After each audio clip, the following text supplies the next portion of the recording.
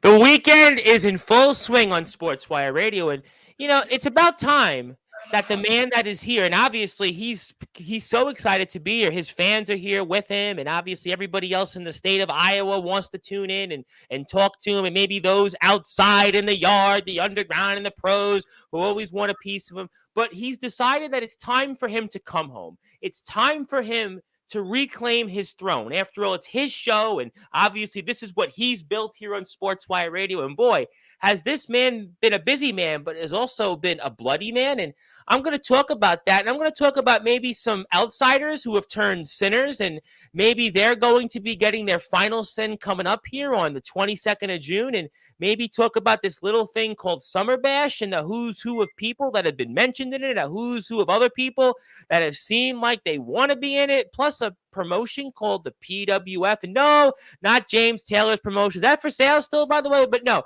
we're talking about the Pride Wrestling Federation. There's actually going to be a big announcement for that because, after all, the man that obviously runs Sports by Radio, Mr. Omen Black, well, he actually runs a portion of the PWF with yours truly. We're going to talk about that. Plus, we're going to talk about a lot of people that have been on this platform that have said a lot of things. And Mr. Black now gets the opportunity to say a couple of different things. And even this one guy who's named Silverwolf that said we talked and we really haven't spoke, but really, I mean, there's really nothing to talk about. And other guys said they're done with Sportswire Radio. And this other guy that he used to go by a loose cannon, he used to fake cancer, and he wants to come back here Friday to apologize, kind of the same way that the Timberland One Direction song was. But I don't know if that's going to work. He might need more than a number one hit. He might need a Taylor Swift tour maybe to help him apologize with that. But we'll certainly talk about all of that. Maybe some guys who do nursery rhymes. Maybe a guy with a shit stain on his pants who's talking live right now with a hardcore king. And I'm sure Mr. Black's going to have a few things to say about all these different hardcore kings, queens, and everybody else that'll blind your eyes and steal your dreams like it's heaven and hell, to quote Ronnie James Dio, God rest his soul. But I think the boogeyman of the Midwest has heard enough. He's obviously a hardcore god, and since it's his show after all, and he hasn't been on here solo to open it, after all, he's interrupted so many times, but he hasn't got a chance to get that formal introduction that so many other people on Sportswire Radio have gotten. And he's watched all these people that have tried to reclaim his throne and try to basically knock him off the block. And maybe others, some of hardcore people that would maybe say they've been here before Mr. Black hasn't gotten that introduction. And maybe a guy tonight will even bring up that's apparently from Omen Black and his boys' neck of the woods, and I may have to set a foundation or two about that and some. So we're in prime time on the brightest of lights and the biggest of stage. It is time to give our guest that championship-like introduction because he's holding not one, but two championships, and it is, after all, his show. And he could fire me, but then again, I've been trying to get fired, if anybody has noticed, for the past few months on Sportswire. But I'm sure You're stuck here forever, buddy. I'm sure there's a guy named Dale and a guy named Josh that would love to see me fired. Maybe they would like to fire a circling shot at me. But hey, we'll get to that later on because they're going to definitely be on notice. But forget about all that. It's time to give the man that runs this platform and has made it what it is that introduction that he deserves and everybody else is waiting for. So let's get right to it in prime time because Sportswire Radio is about all wrestling matters. So with that,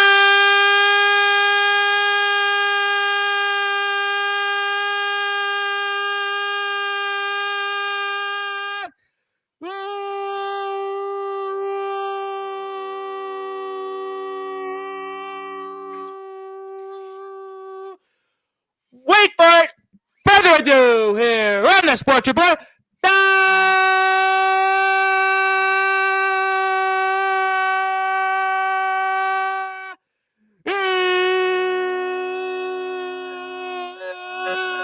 number one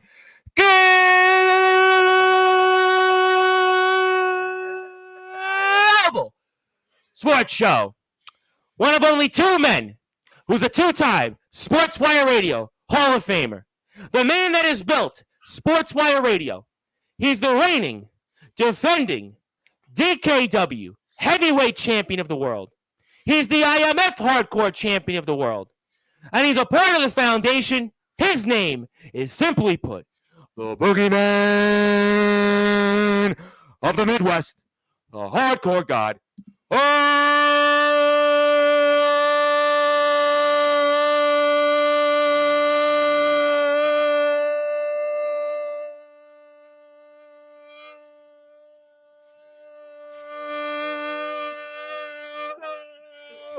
Man.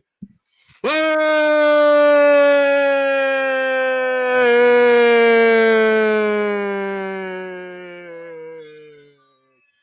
champ is here. Tom, how do you not like pass out or faint from doing those entrances? My Well, God, you know what? well, this is what I like to say. First of all, I want to say, because I was telling our guest this was going to be on after TBW anniversary, Kato, who's actually, ironically enough, from around your way, to quote LL Cool J. But the point is that in Sportswire, when you come on here, as you know, it's your platform, obviously. You've built it. It's your thing, Omen. You run it. You own the whole thing. But the point is on Sportswire, it's different. I equate Sportswire coming on here is like going to a concert. You know, some people do podcasts and they wank off in their mom's basements. Some people do podcasts and they ask you about WWE fantasy booking. Some people do podcasts and they kind of don't know how to talk to you. They're kind of like, yeah, or they have their dog in the background. They've got all this noise out there. But in Sportswire, it's a little different. It's like almost, let's say, watching Tom Brady on the football field, Michael Jordan in his heyday, Taylor Swift these days. Maybe James Taylor is going to think about his name and Taylor's name, maybe the same name. Different conversation for a different time. Michael Jackson with the glove. You can keep throwing names out there, but that's what you get here on Sportswire Radio. So the only way each and every time, Omen Black, consider after all your show, and you certainly could find somebody else. I mean, I'm sure Silver Wolf's available. I'm sure Skulls is available to take the platform over and host and bring all these different people on the platform. So there is only no other way than to give the people what they want, because after all, we're all Wrestling Matters, to give them that introduction that they expect and they deserve. Listen, Tom, you're stuck here, bud. I'm not gonna hire anyone else. I'm not gonna fire you. Just be happy that you have the ball and chain on your ankle. I mean, the paycheck's coming in because you're stuck. Well, I mean, certainly, I'll certainly plead the fifth on some of that stuff. And there's a lot of people that are saying hello. Some people that are about to be in a ring. Some people that might have been in a ring already. Some people that are basically waiting to challenge you. We'll certainly come back to all that. But let's get to business here, first of all, because we've got a show coming up here on June the 22nd, which is, a matter of fact, 3 weeks from today. And it's going to be Summer Heat. And I'm wondering who's going to be feeling the heat first. And the first person that could actually be feeling the heat is a man that is actually also a world champion like you, Omen Black, the boogeyman of the Midwest, the hardcore god, because you are going to be facing a champion, a world champion, who, just as a matter of fact, less than 48 hours ago, reclaimed the XCW heavyweight championship. And he goes by the name of Tommy the Man Merriman. And you're going to be squaring off with him this time for the DKW World Heavyweight Championship. And for those that are listening and watching on Sportswire, since you're back home officially, even though you've been here like every day, but you're really home to be able to kick things off here, tell us about what we can expect coming up at the next IMF live show, Summer Heat, Palo Community Center, where you're putting up your DKW World Heavyweight Championship against Tommy the Man Merriman, the XCW Heavyweight Champion. You know, facing Tommy is a great privilege and honor, but you know that little weasel, that little fucking pussy wanted to jump me after my match, after I reclaimed my hardcore title. Fuck you, Saint. But he wants to lay his hands on me, fine. But that's why I get my shot against Tommy Merriman. You know, it's always gonna be good to face another world champion in another federation, just so when I beat them, that federation has to consider, wow, is this guy really our champion? Tommy Merriman has no clue what he started. Why? Why do you say that for? Why do you say he has no clue on what he started? Tell me why.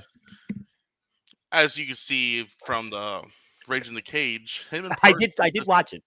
Him and Parsley sided with a certain someone that I truly, truly hate with every bit of my body. Oh, we were here a few weeks ago, and the two of yous, it was definitely not like when, let's say, you and Craven Rage have had a chat over the past year. Who? We'll get to him. We'll get to him. See, the thing is, I've already beat Damien. I've beaten Yerk before, many times before. Well, we know that history going back. Yeah, I've beaten Parsley. You got a fluke win over me. Big deal. Fuck you. But now I gotta beat Merriman. Someone that everyone wants to face now.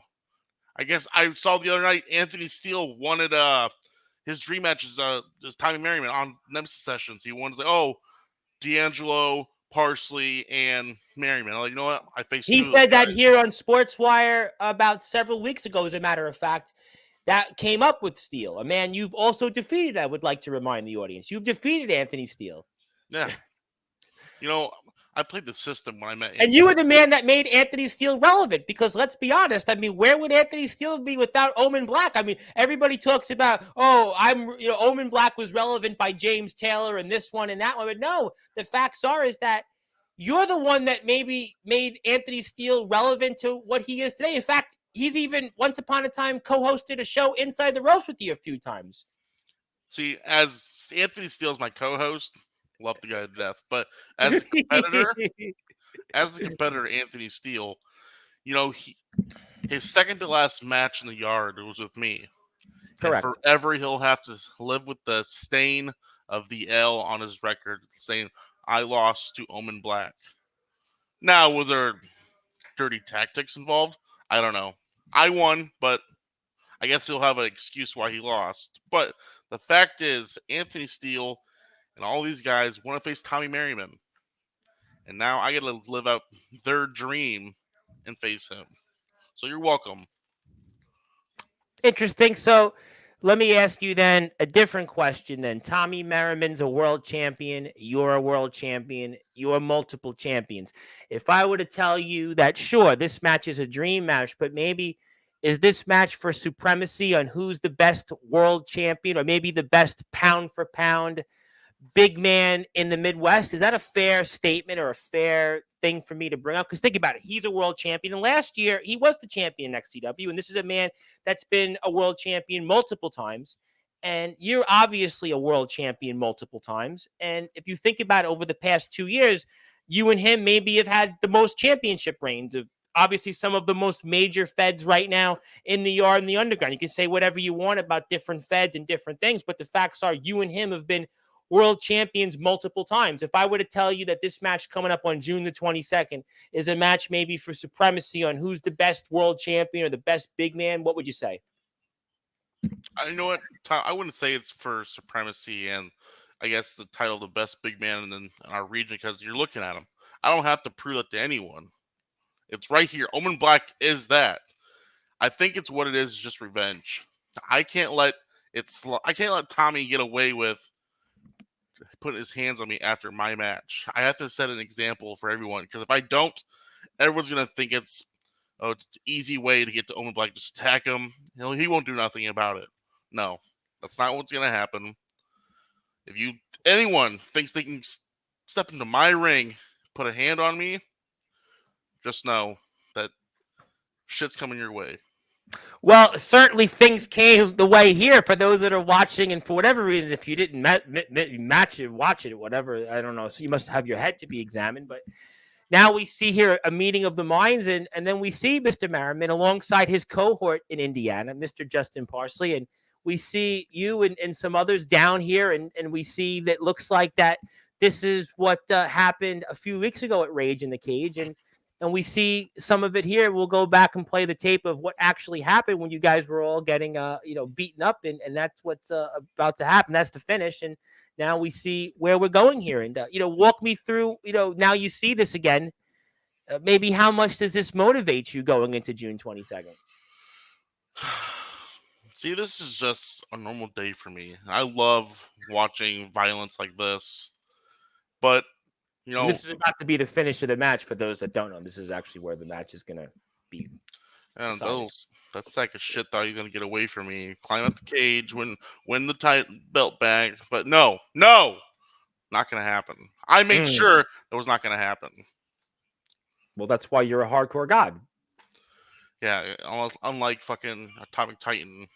He's my hardcore king, though, and I do respect my hardcore king. You may or may not, but Look Certainly, at that Mr. beautiful gourd buster. I was about to say that Mr. Saint, though, did feel such a wrap that he wasn't able to get up. And after the count of three, you were awarded back the IMF Hardcore Championship. And it seemed like all was well at the Palo Community Center. And then all of a sudden, there it is. And we see Tommy the Man Merriman with Ox McCoy, a man that lives in blood, a man that basically lives to reign in blood. He literally is like Slayer. He's like basically, he reigns in blood. There's no wait and bleed like Slipknot.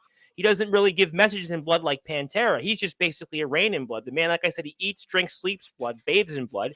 And he came out, obviously, to help Damian Saint. And then, obviously, your brother in the foundation, Omen Black. And for you, Omen Black, Mr. Soldier DP, I don't know why the commercial. That's somebody that maybe Craven Rage is playing with the commercial. Shout out to Peacock. No shout out to Peacock, but there we go. Back to our regularly scheduled programming here. As Soldier GP tries to come out the popular heel monster, and of course, he's the IMF World Champion. But Justin Parsley, the only other man, ironically, that's a two-time Sportswire Radio Hall of Famer, comes out, who, by the way, defeated Tommy Merriman a little earlier in the show, came out there and attacked Soldier GP. And then there's Sean Jovi, the resident rockster, of course, the WC Interstate Champion, is giving those punches there. He's basically, Justin Parsley's not feeling those punches, and Sean Jovi's feeling, it looks like he took a couple of snacks there in the cage because he's feeling some shark bites there, more or less. But he's down for the count, and Damian Saint's back up, and Tommy the Man Merriman is basically pointing, and he's having a good time. And then we see Mr. McCoy again, who eats, sleeps, and drinks blood. And that's a man that literally, I think that his basically in his, yep, go ahead. See how disrespectful Justin Parsley is with his Hall of Fame and Sportswire? Look at it. Hitting Soldier GP in the head. That just shows he has no regard for the Hall of Fame. No one in Indiana has any regard for the Hall of Fame. Well, that is actually factually true. That in Indiana, they certainly don't have much respect for the Hall of Fame. I'm not quite sure what Mr. Parsley necessarily thinks or doesn't think about the Hall of Fame. But yes, you can actually say that there are some in Indiana that do not respect the Hall of Fame. But maybe they'll have something coming for that later on. But right now, you and your brother in the foundation are dealing with some of that because Sean Jovi, I mean, he's feeling more punishment than having to watch a Silver Wolf match right now. And then you've got certainly, you're down and Soldier's down. I mean, Soldier's more down for the count than maybe a Skulls interview yesterday on the Skulls channel. And, I mean, that's kind of where we're at pretty much. And you guys are, I got to say it here. For what I've seen in this, now I know a few months ago we saw an attack, but this is the first time I could honestly say, Omen Black, that the foundation doesn't have the numbers game. This is the first time I can honestly say that. Have you guys met your match in the Sinners? Some could say that, Tom. It's a very good question. Do I think this this group, the Saint Sinners, is, I guess, the equal opposite of Foundation? Perhaps. But let's think about this, though, Tom. These guys are brought together for what reason, though? Because they hate us. These guys are all guys who we have all beaten. Well, Damian Saint said he hates you guys because he obviously doesn't like yarders. He sees you guys as ex-yarders, and he's on his vine. He said that here on this platform. He's been here multiple times in front of you, and he has said that to the world. Yeah, he also likes to say he's the best in the Midwest. He's the best. He's the best. You know what? He wants to be CM Punk so bad. But Damian, I know you're watching. Look, I'm better than you, and you know it. He's feeling pretty good right now, though. Yeah, he can feel good right now, but he has nothing. He walked away with nothing still, Tom. Look, I have this. I'm glad this is brought up. I have won my title back, the title that he fucking debuted after he beat me.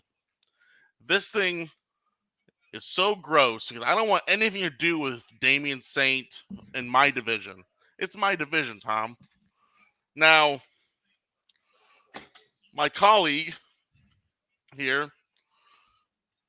Would that be Justin Parsley? Oh, you'll see soon. I want to show the brand new IMF Let's take this Hardcore Championship. Wow. Well, you know what? That's certainly more hardcore than, let's say, maybe I don't know, let's say Skulls Tyler Arc match? Yeah. No, this title feels way better now that I don't have, Saint has never touched it. He hasn't touched it. Well, it's Goddamn, new. strap's still stiff. That's Well, how you're a brand big new it is. man. You're the boogeyman of the Midwest. You're a hardcore god. I mean, couldn't we expect nothing less?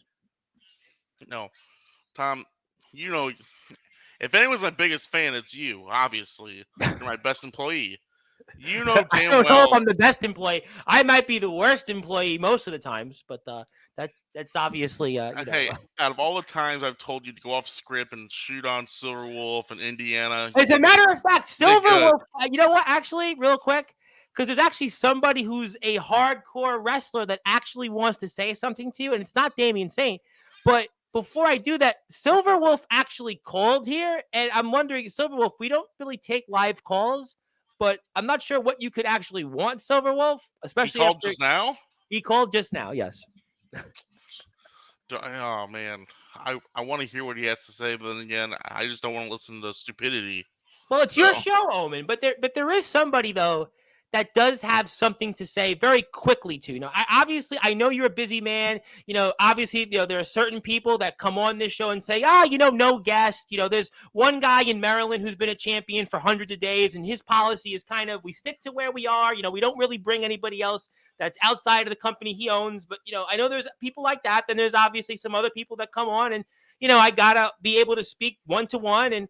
I know you're obviously in those same lanes as those people. And I just want to make sure that if I do something that I don't want to get fired off the air or, maybe turn it over and maybe you do want to bring Silver Wolf to run the platform. But, I know, Omen, you're a man that's obviously wanting the time. You don't want people to steal your thunder, steal your spotlight. So I know, obviously, you're going to give a lot of rub to Tommy Merriman. From Indiana to wrestle you on June 22nd. Because after all, I love Tommy the Man Merriman. But there's going to be far more people watching him in the Palo Community Center than somebody who's ever watched combine any of his shows on XCW Live. If you put the last 30 shows from XCW, their premium live shows, you put them together, the actual live watching, I still don't think that would actually equate to the attendance at the Palo Community Center. That tells you just how many people Tommy the Man Merriman is going to be wrestling in front of. So you could even say the case that you're actually making Tommy the Man Merriman relevant. I don't know. That's obviously a different conversation for a different time, but certainly say this. There's a reason why people from Iowa don't want to go to Indiana, but there's a reason why people if you went to Indiana, if you went to Indiana, it would be like if a tree fell in a forest, would you hear the tree fall? If you go to Indiana, that's where in some cases careers could die. People talk about, going to WCW, that was where your career dies. People would say right now going to AEW, that's where nobody will watch you, but you can make the point here that if you went to Indiana, this is where your career could die in the yard and the underground. Certainly there are certain places where your career could certainly grow leaps and bounds. And then there are those where your career can go basically down the toilet. And I would certainly say probably going to XCW would be where your career would go down the toilet, especially when you have the likes of Joshua Fletcher running a company, and especially after they have the likes of the EBW world champion, who only wants to come on here not to talk about his run as champion or his lack of run. A guy who had a lot, didn't he have a briefcase, was supposed to cash in for the main title, but then had a secondary title? That's kind of like almost having a lotto ticket, but not cashing in the lotto ticket, but more cashing in for Monopoly money. But hey, whatever works for you. But that's where I would say your career would probably go to die. But that's, again, everybody's subjective. Exactly. Indiana, I'm not even going to say the name because I don't want to poke anyone, but Indiana's wrestling right now it's kind of like dying. It's kind of like a dying star. It died like the Indy. Well, I'll save the trouble. It's kind of like how the Indiana Pacers season died last week. It basically died and nobody heard about it. Basically they got swept. And right now, that company, obviously Mr. Merriman's the top dog for it. Maybe Mr. Merriman, because he's going to be facing you in a few weeks, maybe that will help his company, get some perspective, attention, some interest. Because after all, nobody really pays attention to it outside of the company. So, I mean, maybe that'll help get some earned media, some engagements, because after all, they don't actually know how to promote themselves in Indiana. I don't know what it is. Maybe it's the water. Maybe it's the owner who looks like a fish face. Maybe it's the EBW champion who basically is up at the owner's butt. Maybe it's, I don't know who else is there. Isn't the guy that hosts Rundown? He's another guy there. Didn't he just lose the title, win the title, and made no sense? I mean, we can keep going and going and going, but they don't watch the platform. It doesn't make a difference. But I mean, maybe it's some of those things. I don't know. I'm not shitting on everyone from there, but there's a handful of guys that are a great talent. They know who. A lot of them are great talent. A lot of them are great talents. As a matter of fact, they know who they are. I've told them this many times. Those guys. Oh, you worked in that locker room. Yeah. But there's guys there who, I'll just say it. When I was there at Encounters, Jesse Justice should never have beaten Jack Delta. I'll just say it right now. Who? Jesse Justice should have never beaten Jack Well, that's Delta. an easy one. See, I can answer that for you. See, Jesse Justice won that match because he was the tag team partner with Dale. That's why he won that match. It was in a tag team with him. That's how. It was hard to watch. I'll just say that. Well, there's somebody that would like to come on for whatever reason, and he wants to say something to you very quickly. But like I said, only if you insist. Is this the hardcore king? I would not be able to confirm or deny because I don't even know who this is. But they're here, and wait a minute. How did I know? Wait a minute. How did I know? Wow, who are you now? Now remind me who you are again. Okay. It's about time that I've called you out several times, and now you're on my time on my show. He sees you valuable. Well, he sees you valuable. That's time to respect your hardcore king. I respect myself all the time. Man. I don't know who that is behind me. Well, you see, if I do come to that Summer Bash, you're going to be bowing down to me. Because I'm going to be there to prove myself that I can outdo you and every single person there. Listen, I want to say something. So you better watch what I do at anniversary. No, it's my show. You listen to me now. I'm going to tell you one thing. Okay, go ahead. Myself, Hardcore, Gabe Sayers, Ox McCoy, all of us deathmatch hardcore wrestlers think about you. You're about as hardcore as Skulls, Silverwolf, and Loose Cannon. That's not my opinion, Mr. Titan. I want to let you know that is not my opinion, my friend. Well, all right. Well, I guess I'll just have to prove you wrong, Omen Black. So watch Anniversary tonight, by the way. Watch Anniversary tonight. He'll prove a lot of Anniversary is on in 30 minutes, so you better be there to see what I do. Well, I'll still be the champion. Yeah, obviously. I'm going to be. I'm going to beat that deadbeat father, Manny Cobra. The deadbeat father. Well, you better win. You better win because you're here tomorrow night. If I catch you and you lost the match, that would be kind of depressing a little bit. Yeah, I would be so ashamed I wouldn't even be able to come on here. I might actually have to go to the movies instead. How are you still walking in the house? Like, you've been walking this whole time. Fuck, is there just a loop in your house? He's famous. He's got 7,500 subscribers for the company he works for. They do things differently. They have a big budget there. I saw this man walk through every room several times. Yeah, I'll sit down. No, you don't have to. You're a hardcore king. I can do what I want, Omen. I am the hardcore king. Hey, are you growing a goatee there, sir? Are you growing a goatee? Yeah, a little bit. Yeah. What is a king to a god? Thanks, Eminem. But serious question. Well, you see, after tonight at Anniversary, they're going to be calling me the hardcore god. It's another thing you'll steal from someone. No, I'm not still. I'm just saying. No, I got a better one. No. I actually, Mr. Titan, I got this, Mr. Titan. They're going to call, no, this is a better one. They're going to call you the hardcore king of kings. Yes, the king of kings. The king of your life. The king of the yard. Whoa. Yeah, that's right. See, that was a good one, Mr. Titan. I got your back. Tom, whose side are you on? Whoever wins. I pay you more what, than he does. I have a busy schedule, so I got to get to Anniversary. So you got to go transport there to the TBW arena. I mean, listen, especially after what Joshua Allen's been doing to you, got to make sure you get ready for match time there. And this is the AI version of myself. The other You know, one I'm that- glad that somebody Okay. finally listened to what I have to say on this platform, and they've created the AI version of you, because this is what the people want. You know, that's why 50, 60 years from now, when we're all dead and gone, or basically all in nursing homes somewhere. Well, I mean, Silver Wolf and probably Skulls will be still in nursing homes even right now at this point. But the point is that you'll at least be able to live on. You'll be able to keep going and go. It'll be the year, I don't know, 2080, 2090, and we'll still have Atomic Titan as a hardcore king, still going out there, still taking names, still winning championships, still being the greatest, and we'll still make sure to bow down to you. Though figuratively, literally, we'll have to bow down because we'll all be in nursing homes, basically crippled. Yes, sir. So, Omen Black, I'll be seeing you soon. No, Oh, you will. You can I'll be see seeing me all you you now. want. You can see me all you want, but you know I hate that this AI version of you.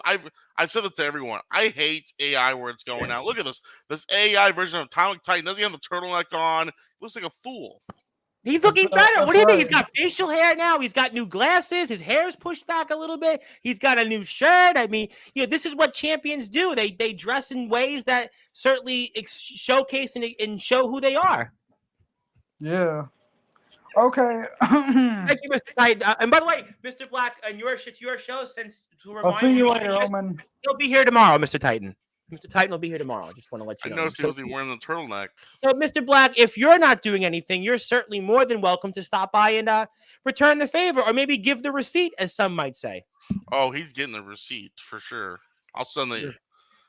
No, I'm not gonna say I'll send the AI version of me because there's no one can recreate me. You don't think you'd want an AI version of Omen Black? Could you imagine AI version of Omen Black? I mean, you could live You on want- for 300. You want two of me on the Why show not? at once?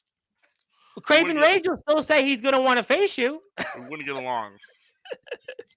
He's the one saying, "Yeah, I'm going to face you still. I'm going to face you. Yeah, I'm going to face you."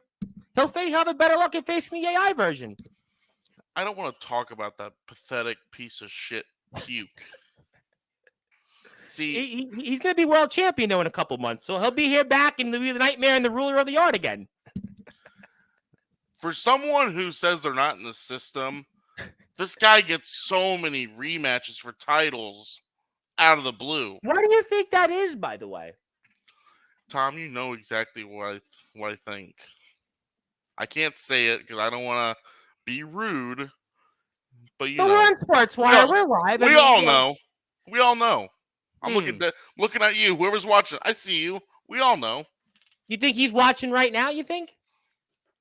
I don't care who's watching. I know the viewer right now on your screen. I'm talking to you. You know why he gets all these rematches.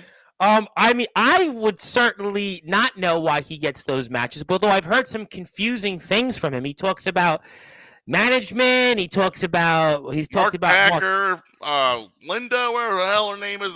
She's fake. Never seen her. He's talked about nightmares, and he's talked about that he's not about championships, but then goes on and talks about being a champion again. Who's so not about championships, they want a championship so bad. A championship makes him who he is. Without one, and then he talks about BBCs, and then he talks gross. Well, I mean, that's what but Copper Dragon does love him. For there is I suppose the redeeming quality is that Copper Dragon thinks very highly of Craven Rage. I mean, I guess, But he graded me higher than Craven Rage. Well, that's because you're a hardcore guy in the Boogeyman of the Midwest, and Sportswire is your show. And here's the reason why he rated you higher is because I'm a paid subscriber of Mr. Dragon. So he knows, obviously, that his paid subscribers, he's got to make sure, to support the base. He's got to make sure he knows that who's really, paying the bills, who's really supporting the community. And that's probably why, he did that. In a sick way, it's nepotism, which certainly we don't support or condone here on Sportswire. But obviously, maybe that's what it is. Who knows? Now, I had talked to Copper Dragon before. He graded me for that 6.2. There may have been times where I've threatened him. I don't know, but that's not saying that's why I got the 6.2. Ah, I see. It kind of was. Well, I mean, I'm sure when he comes back to the platform, he'll have, I'm sure, a response to that. But let me get to comments because a lot of people have been wanting to say hello the entire evening here. Sean Jovi, you know what it is, my man. What is it? I see. You know what it is, my man. I'd like to say hello to my new friend. I know you're going to get mad, but my new friend Ox McCoy, the man that is certainly always reigning in blood, the man that certainly gives all of his messages in blood, who does not need to wait and bleed. He just literally is a walking blood machine. The man literally eats, sleeps, drinks, and bathes in blood. And Nicholas Crenson could be the end of your career if Craven Rage hasn't finished what's left of it. I am sure that Ox McCoy. I'm hoping they beat Uric and Ox. Do you think they have a chance, though? Yes. Yes. Craven Rage, though, figuratively and literally, may beat Nicholas Crenson so bad he might beat him like a drum, and there might be literally nothing left. And I mean, at least that would be the odds. I'll give that the fact that these guys are desperate just shows how much they'll go through just to win gold. Well, Ox and Uric got to worry about that. These guys are desperate and hungry for gold. Well, Crenson's held gold. He's almost like, for him, gold is like winning the lotto. He's won one championship in almost 20 years. And, you know, Darkfire's had a mixed record of success, to put it kindly, in terms of championships. And, you know, these guys are desperate. I mean, I guess desperate times call for desperate measures, I suppose. Yeah, exactly. I got my money goes on Death Gallery. Is that what they call them? Yeah, Death Gallery. Yep, them. But I'm actually going with Uric and Ox McCoy on this one. This one I'm going with Ox McCoy and Uric. I hate them. They can go fuck themselves. I understand, but I gotta say, Ox has become a friend the last couple of weeks on Sportswire. He has become a friend. So I gotta support my friends. Used to be my friend. I'm still friends with you. No, you and your match, I got you. I got you favored in your match. Ox used to be my friend, but then he. But I'm friends with Ox. I got Ox. Me. I like Ox McCoy. I'm going with Ox. I think Ox is going to make Nicholas Crenson bleed so much that they might have to change him. You know how he's now nonchalant Nicholas Crenson? They may have to call him, a new blood, basically a newfound blood Nicholas Crenson or something like that. They may have to do something. He'll change his name once again, maybe to Nicholas First Blood Crenson. There you go. Nicholas, just like Rambo First Blood. You know what? It'll actually be Nicholas Last Blood Crenson, because it'll be the last blood of Crenson after what Ox McCoy does to him coming up here on June the 22nd in Summer Heat. Basically. And you can, by the way, want to buy a ticket? IMF's page on Facebook. And guess what? Yours truly is going to be buying one ticket before that show coming up on June 22nd. So if you're out there, you want to go to the Palo Community Center, you can go on me. So if there's somebody out there, you message these guys and I will buy a ticket. So somebody out there, and if you're out there, go cheer for Ox McCoy. And now Darkfire does not love me at all. I don't like. Listen, I just said a lot of good things about you, but fuck you. But like I said, it'll be the Nicholas Last Blood of Crenson. It'll be the Last Blood of Crenson on Summary. I think I got that one finally. Hello, Mr. Darkron. How are you, my very good friend? I hope you are doing well. My brother Omen, 4 up, 4 down. All wrestling matters. Thank you for the kind words. I want to bring up a couple of people here. First of all, some important people.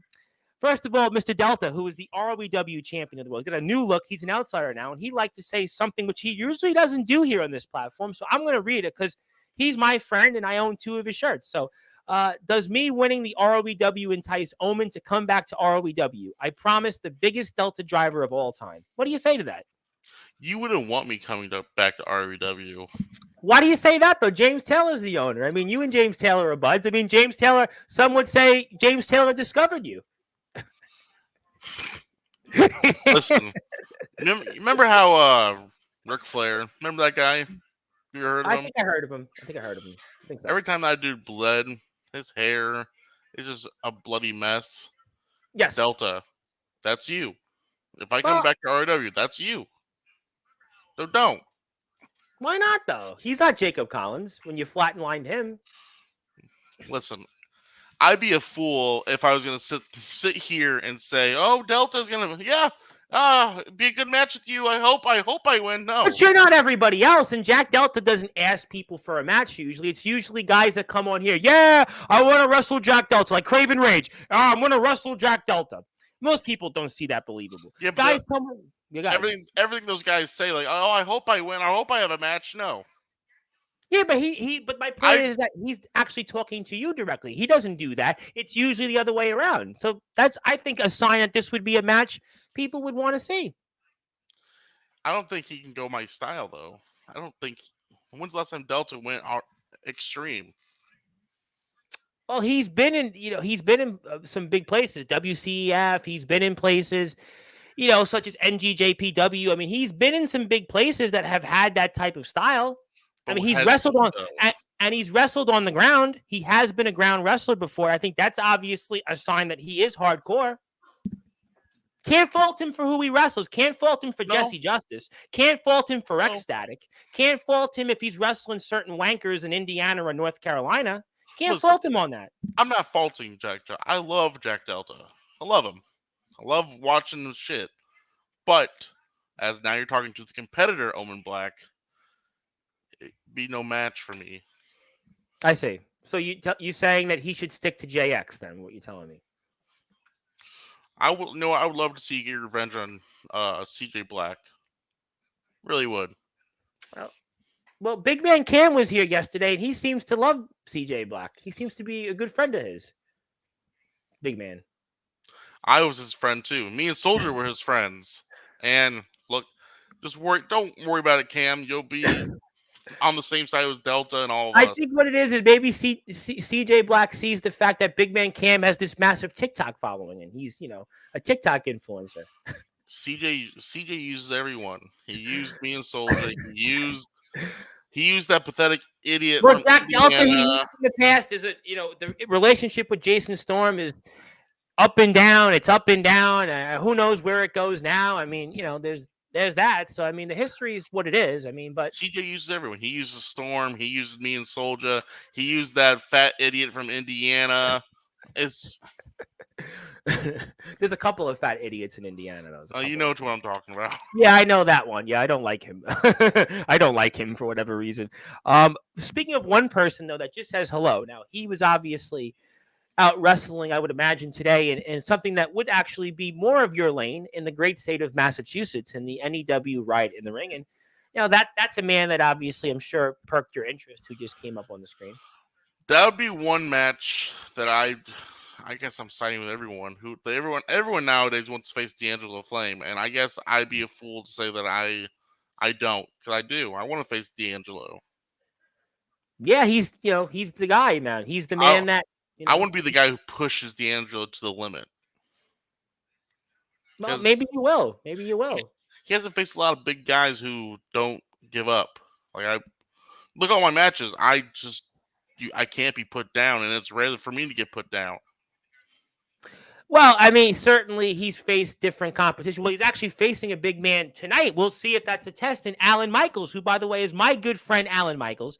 Alan Michaels, who's also a TikTok influencer, a rapper. And we actually, me and him have a clip on TikTok for 30,000 views. And he's facing a big man in Alan Michaels. Certainly not on your level as a hardcore wrestler, but nevertheless, a big man, Alan Michaels, who's been certainly had some success. He's defeated Jay Wild, the Prophet, recently, and he's been up in there with some big men also in his own right. And maybe if Mr. LaFlame retains that Resurrection Wrestling Internet Championship after he disposes of my good friend Alan Michaels, maybe that's something that Mr. LaFlame would consider.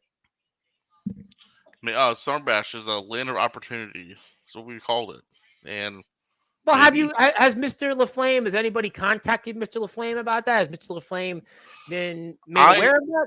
I know for sure that D'Angelo LaFlame is aware of Summer Bash and attending Summer Bash. Oh, he's attending. So he's obviously, are you guys honoring him for his work in the business? Are you guys honoring him for his work in traveling? I mean, obviously he's attending. So that would mean that you're obviously paying your respects to a man that has been, obviously like you and Soldier have traveled with Dirty Donnie, have been traveling to different places. So obviously this is a day to celebrate. So Mr. LaFlame, he doesn't have to worry about wrestling. He's got a front row seat. He can obviously watch the shows, and you're planning obviously to commemorate his career, right? I mean, I know he's attending. If he wants to step in that ring, that's on him. Like everyone else, anyone else is able to show up except for Joe Loose Cannon. You can go fuck yourself. Well, he's here Friday, by the way. Joe everyone else is allowed to attend. Now, if he tried to attend Joe Bidelau, would there be like a sign almost like years ago they had one of these shows? It was like in the 1950s, and it was basically the Little Rascals, and it was basically like there was certain people that couldn't be able to show up. Will there be a sign like no one named Joe Bidelau? Is that what you're telling me here? I don't think Joe would want to show up because of all the people who truly don't like him that will be there. And well, apparently I'll say this: he's we're here gonna Friday. we're gonna be out in the middle of the woods in the hills of Bremen, Ohio, where it's easy to get lost. So My yes, time, but understood. you I know, understand you have obviously bigger fish to fry, and obviously I'm gonna be here to support my brother, Soldier GP, who wants to say personal things to Joe Loose Cannon. absolutely. And I'll be that supportive brother that like I am. Oh, and we would have no objection to anybody that would like to say anything to Mr. Biddle. Certainly, it's your platform, Omen. So I'm certainly going to say whatever you like to decide, sir. That's completely, entirely up to you. So if anyone would like to say a few words to Mr. Biddle, they would be more than welcome to. It's he's really messing up by going on this show. People are gonna light him up. Well, I mean, he is coming to apologize. So he's coming here to apologize. He'll be here Friday night in prime time. So he'll be here, I believe, around 9 o'clock Eastern time. It doesn't mean anything, though. Well, it truly doesn't. Is it because he's lied so much? Is the faking cancer? Is it once you fake cancer, you fake cancer in my eyes, you're pretty much done. Like I don't. Well, what is it with these guys? There's a guy, Silver Wolf, that said, "Yeah, I said this and that about him, and we haven't spoken days." And then, there's another guy that said, "Oh, I'm done with Sportswire because there's this and that," and then he put another video out. Then there's these other guys out there. I mean, is it lying for desperation? Is it lying for relevancy? I mean, I don't understand. I think these guys are habitual liars. They come up with these lies in their own head, and that's it. That's what happened. And well, one guy's a promoter, another guy is on his way to going and being an indie promoter. The other guy is going and said he's been training and trains at the gym, and I mean, I don't know. Another guy's got a shit stain on his pants, and I mean, who knows what else? I mean, but let's get to some more comments here because enough about that. I did tweet. Yes, I did stand up twice. It was a resounding introduction, and it was Omen Black show. We had to give it to him.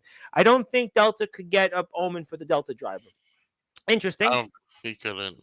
Nicholas Crenson. Hello, Nicholas Crenson. Obviously, Nicholas Crenson is facing Craven Rage at Vindication 3, and we'll see if Nicholas Crenson uses his own redemption tool. So, I'm sorry, Nicholas, you're facing Craven. So that means, are you telling me that the finish is that Craven wins cleanly, and basically Crenson is kind of back on another losing streak? Is that what you're telling me here?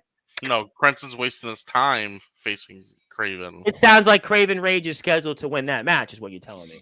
No. You're not putting words in my mouth. Well, we'll watch the footage, I'm sure, on the WC YouTube page, and I'm sure it'll come out that Craven Rage gets the victory.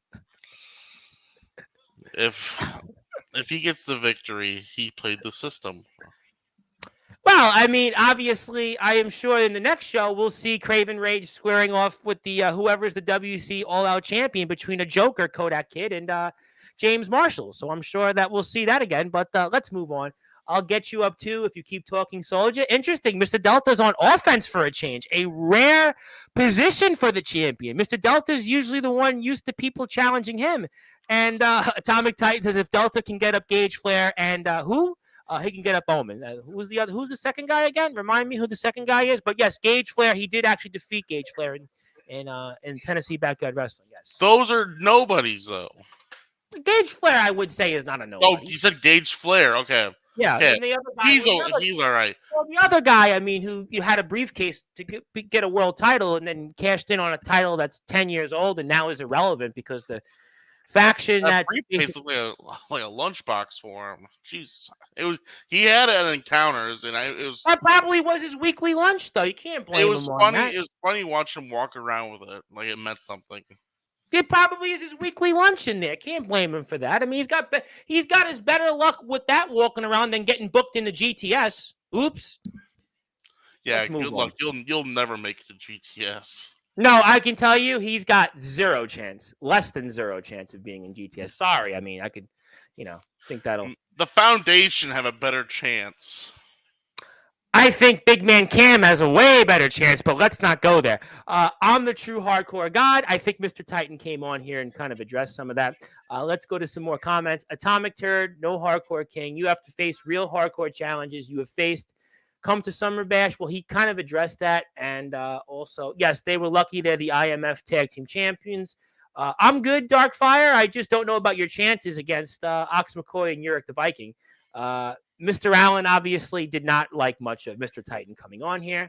I feel the same way, Josh. And Ox McCoy actually doesn't like Atomic Titan either. And somebody else who despises Atomic Titan, which is a man I'm sure you know, and the man that in some cases has found you and recruited you maybe into the sport to your notoriety is James Taylor. He said, I'll be watching something interesting more tomorrow night. And he'll be commentating on some IMF matches. So, yeah, that's what he'll be doing. So the heat between Taft Taylor and TBW. Well, last night, I don't know if I should bring up, last night, those two guys, I mean, you could feel it. I mean, those two guys were like, it almost seemed like they were just like, blood and vinegar almost, or blood and water. Which I don't know guys? what.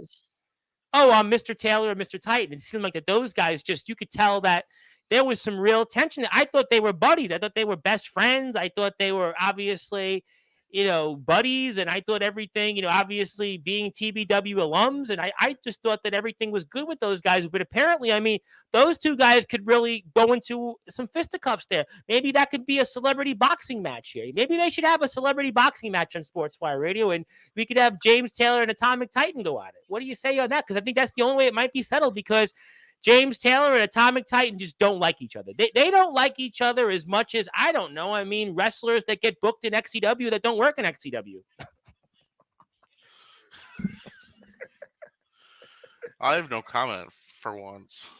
Well, that's very good of you. It's very bold of you, because obviously you're obviously a successful wrestler, and you're obviously a hardcore god. You're a boogeyman of the Midwest, and it's certainly very, very kind of you. Okay. The ones you all sent me. Oh, you guys sent him a couple of matches. Okay. Thank you for letting us know. And that'll be tomorrow.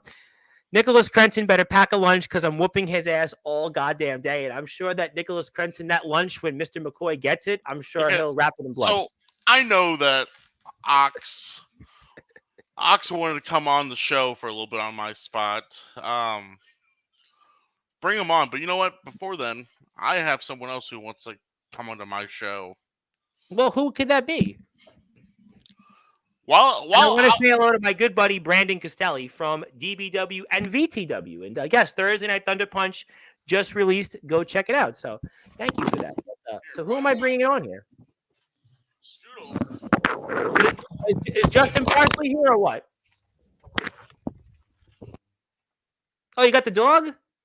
Wait, is that Justin Parsley? Who am I seeing here? Is Tommy Merriman here? Oh, wait, who? Wait, I think I know you. Who would you be? The guy that Justin Parsley's wrestling coming up on June 22nd? Are you that guy? I can't hear you though.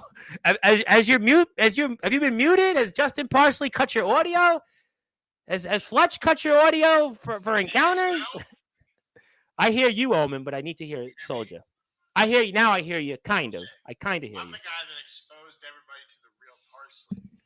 That's true. That goes back 2 months ago, actually. That goes back 2 months ago. Go ahead. And I'm the guy that's going to show Parsley who the real monster really is on the 22nd.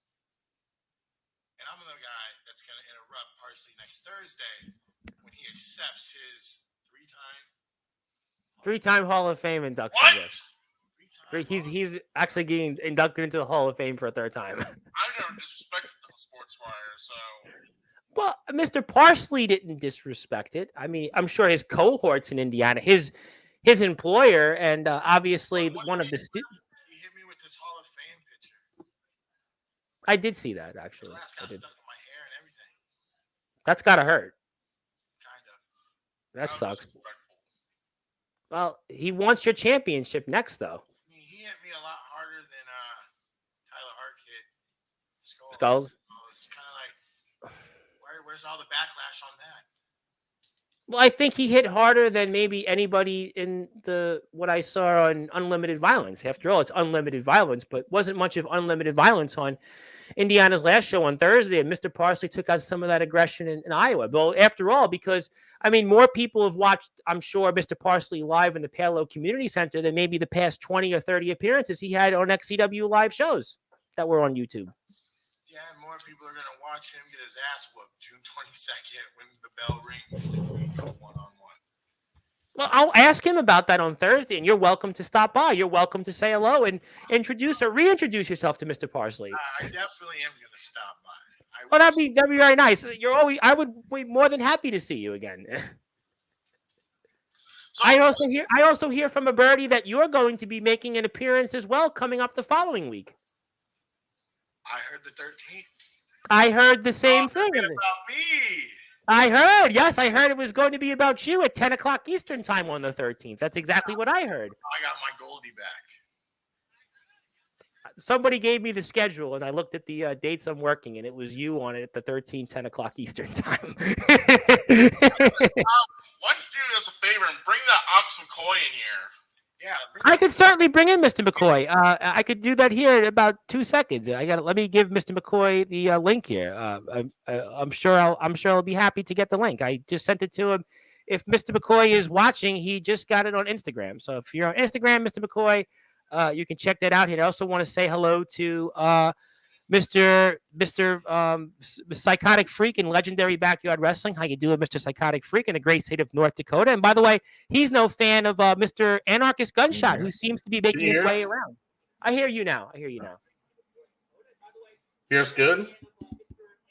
I hear you good. I don't know about Soldier. Soldier, Can you hear me? Yeah, I hear you. Okay. Can the audience hear Soldier and Omen? Let the audience let us know if you can hear. Yeah, the audience Omen. said they couldn't hear us.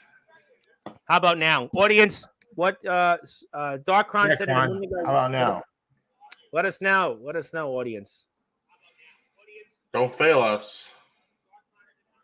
Well, we are live, ladies and gentlemen. We can hear. You hear on your phone. You can hear us. It's the magic of technology, ladies and gentlemen. And if you're Ox McCoy, I did send you the link on Instagram. So if you'd like to pop in, Mr. McCoy. Oh, and we can hear you. There you go. To somebody that one of you knows, especially, we can hear you. Thank you very much, fan, for letting us know that. Come on, Ox. Well, while we wait for Ox to show up, why don't you talk about? And I want to give a quick plug before I do it. Yeah, one more plug. Want to say hello to our DJ, Dirty White Boy, aka Andrew Lovelace. Wednesday, 7:30, open mic. Anybody wants to come on, say hello, share some stories. We're playing music, so all night long, you're welcome to tune in. See him at Summer Bash. Oh, he's going to be there. Breaking news. He's going to be at Summer Bash. Can we get the side camera view? There you go. Sorry about that. That's obviously I'm a bad employer. So, as 3/4 of the owners of PWF are here, I want to now announce how we're going to crown the first PWF World Champion. It will be contested on day 2 at Summer Bash in a Extreme Rules Battle Royal. Wow. The winner will be the first ever PWF World Heavyweight Champion. And it's simple as this. Whoever wants to participate, more than welcome to. Weapons are allowed. If you get thrown over the top rope, you are out. We're going to go to the last man stands. Wow. I mean, that's really, really exciting. And you can only see that at Summer Bash, and that's the PWF YouTube channel. Before I bring on Mr. McCoy, you can check us out on YouTube and definitely support us. And the guys have some really great plans, and I'm looking forward to talking about more of it. And the PWF has a very interesting history. It's a legendary history, and it was started by Atomic Titan once upon a time. Jack Delta was one of our champions. Jay Wild was one of our champions, and Xavier Thorne was a champion. So we've got a great history. We're going to restart it, and we're going to talk a lot about that in the coming weeks, and I'm excited for people to check it out. Also, please check our YouTube page out and support those that support us. But I'm going to take this off the screen and bring on a man that I have to say, a friend. He's become a friend, a man that literally lives in blood. He reigns in blood, Mr. Ox McCoy. Mr. McCoy, it is so good to meet you in person for the first time. Well, I think we've been met before. It was the first time we've got to meet. First time. And I got to say, Mr. McCoy, it is so good to see you. Likewise, Tom. Thank you. It's weird seeing you with no blood. I know, right? Jesus. You know what? You're in prime time. You're live. You decided, you know what? I'll hold off on taking a shower in blood. I wanted to come on here first. And I got you. Don't worry. So what do you want to bring me on for, Omen? Boy. You know what? Don't think I forgot about you, Ox. See, you wanted to put your little gorilla-sized hands on me after my match. After I'm done with Merriman, and after Crenson and Darkfire whoop your ass and take away those titles, my next victim I'm going after is you. Come on, big boy. I am fucking ready. Mr. Block, are you sure though? I mean, this is a man that he Problem literally is, he Ox, lives in blood. you picked the wrong team. You picked the wrong team. And Ox, I'll say I don't think so. I'm sorry, Soldier, but you're wrong. I'm not going to wait another month to get my hands on you. So I hear there's another show that's going to be happening around a week after our show, Summer Heat. I challenge you at LMFP, Levi McDaniels Fight Promotions, one-on-one, Ox McCoy, Omen Black. And see, we know that you're gonna have Uric with you because that's what you guys do. I don't need Uric. You've been coming in packs, jumping us. We've been outnumbered this whole entire time, right? Well, I'm coming with my boy here because we know you're gonna bring Uric. So, All right, probably. Okay. So fuck me, okay? I'm gonna bring Uric.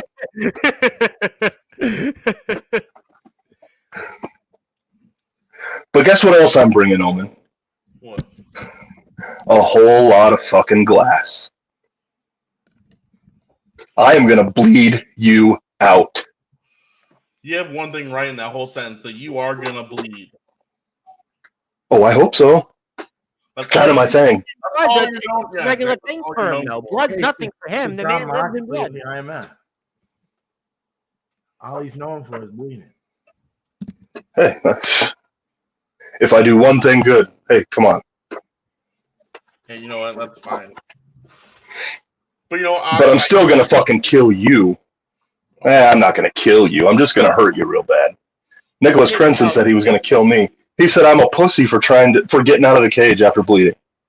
Motherfucker, I escaped and I won my part. Your new nickname for Nicholas Crenson is Nicholas Last in Blood Crenson. It's gonna be last Crenson in blood. I tell you that much. We're gonna see the last of Crenson on the 22nd in blood. That's for sure. You're goddamn right, Tom. Starfire pin him. Shit. What? Yeah, you're running your mouth. And it'd be funny if Darkfire was the one that pinned you. Wow. And then when because then it would drop you down a little bit being a spinner. See, that's not gonna happen. On Arthos, and you're trying to become from a mid-carder to a main eventer. And then when you drop those belts, when you lose, because I predict just like my buddy, he's the D-Lo. Yeah, he's the D'Lo Brown of the Sinners. Ooh. He's the Marty Jannetty of the Hellhounds. I thought you said that about Justin Parsley, about the real ones. Listen, Rob Slater can hold Parsley's jock, but then again, Parsley is such a small jock. I'm going to say no comment on that, Mr. Parsley. We're talking about the real ones. I gave both of them a shot at the world title because, yes, they both happened to pin Omen. So I said, I not say I would. No, give them both. you were here on this. We were here in this. I said about both that. of them could come. I will fight both of them in a handicap match, triple threat match. It didn't matter. Rob bitched out. So, 22nd, you keep bringing up Parsley on the 22nd. I'm going to show you that after the 22nd, there's not going to be a Parsley. So you're going to lose a member of the Sinners on the 22nd, just like they're going to lose a member when he takes on Ox McCoy. Wrong. That's not happening. Outnumbered, buddy.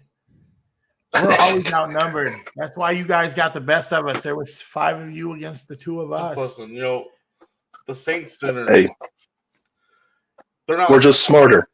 They're not the fight. No, you guys are not like the Foundation. We're all equals. There's no leader. You guys, if Damien tells you to jump, you're gonna be like, "How high, Dad? Ooh, is this high enough, Dad?" Really? No, you're wrong. You're always wrong, Omen, I'm about everything. About everything. I think I've proven myself pretty. Well, I guess you're right. Not everything. Atomic Titan is a piece of shit. So, For God's sakes. and Silver Wolf is just not even worth my time. Not gonna talk Yeah, about let's not that. even waste any more time on these guys. Seriously, I mean, it's bad enough we have one of I them heard come you in took here Friday. hardcore lessons from Silver Wolf. Yep, sure did. I'm sure he taught him exactly how to rain in blood. I'm sure that was the message in blood from Silver Wolf. That definitely sure is why he's not waiting and bleeding. Oh my god. All right, guys. Thanks for having me on. McCoy, real quick, there's some. Oh, right on. You got some help in that there's an individual here that is part of the group, and he just wanted to say 2-time Hall of Famer convention. Well, but Coming out of here. But there won't be a convention anymore for 2-time Hall of Famers because as of Thursday, there'll be a 3-time Hall of Famer only. Hey, when's the foundation in the Hall of Fame? I thought Never. we inducted the House of Wolves already. At the foundation, though. Stay tuned. What about the sinners? Maybe we can induct the sinners also in the Hall of Fame. I agree. Come on, Tom. Let's do this. You're a good man, Mr. McCoy. So, Right on. Mr. McCoy. Mr. McCoy. All right. Bye, Dan. Right. That was the Ox McCoy here, and there he was, and he came quicker than maybe a trip to the shower for blood. But there you have him. You know what? Oh look, yeah, he's still in He's there. about as hardcore as Tyler Ark, Silver Wolf, Skulls. Yeah. Some strong words there Not for as you. hardcore as old ass Pat Patterson was holding the hardcore title. How dare you? I'm That's just saying. Well, in the words of Bruce Pritchard, Pat Patterson at 60 could still move around better than half of the roster at the time. But let's get to some more comments here because I want to give a big plug here. First of all, I want to say hello to one of our good friends here. He's done a lot. He's always here. I think he's DG Colt on Instagram. He does stuff he's done Anthony Steele's work, James's logo designs, the guys in NEW, if I'm not mistaken. I made the first logo and the Uprising logo for PWF back in the day. Awful time. hit me up. And he also wants to say, with the world falling apart, we can all unite and agree Atomic Titan sucks. I disagree on that. He's my hardcore king, though. I do disagree. I respectfully disagree. But I don't pay you to say that.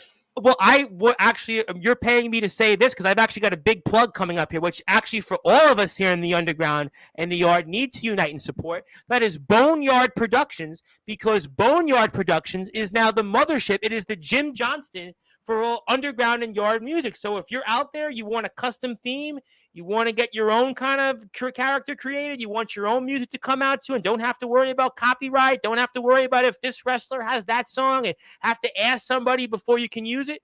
All you have to do is hit up Boneyard Productions. They're on YouTube. They've already designed music for for the IWA's Deep South Southern Outlaws show. We're going to talk about that with Kato in a little while.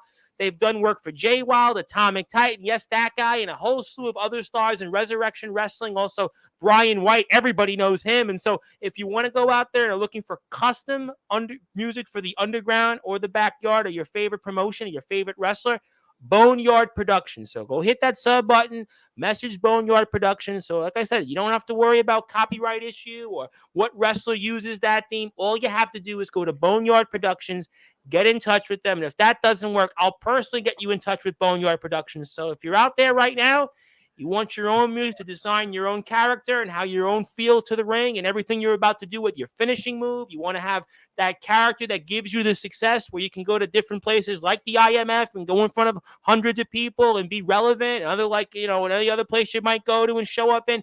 This is the person, this is the company that's going to help you get there. So Boneyard Productions, make sure you hit that sub. I could actually play some of the music, but I don't want to give too much credit there. I could put the Atomic Titans theme song on, but I'll certainly not do that for you guys. Because that's why I said I wouldn't. That's why I said I wouldn't. But I can only handle so much of Titan. He was here. I mean, shockingly. The Bryn comment. Can you pull that last Bryn comment up? I certainly can. I agree with that one. That one's like the best comment with the Atomic Titans name in it that's been put on the screen all night. And that's not James Taylor saying it, by the way.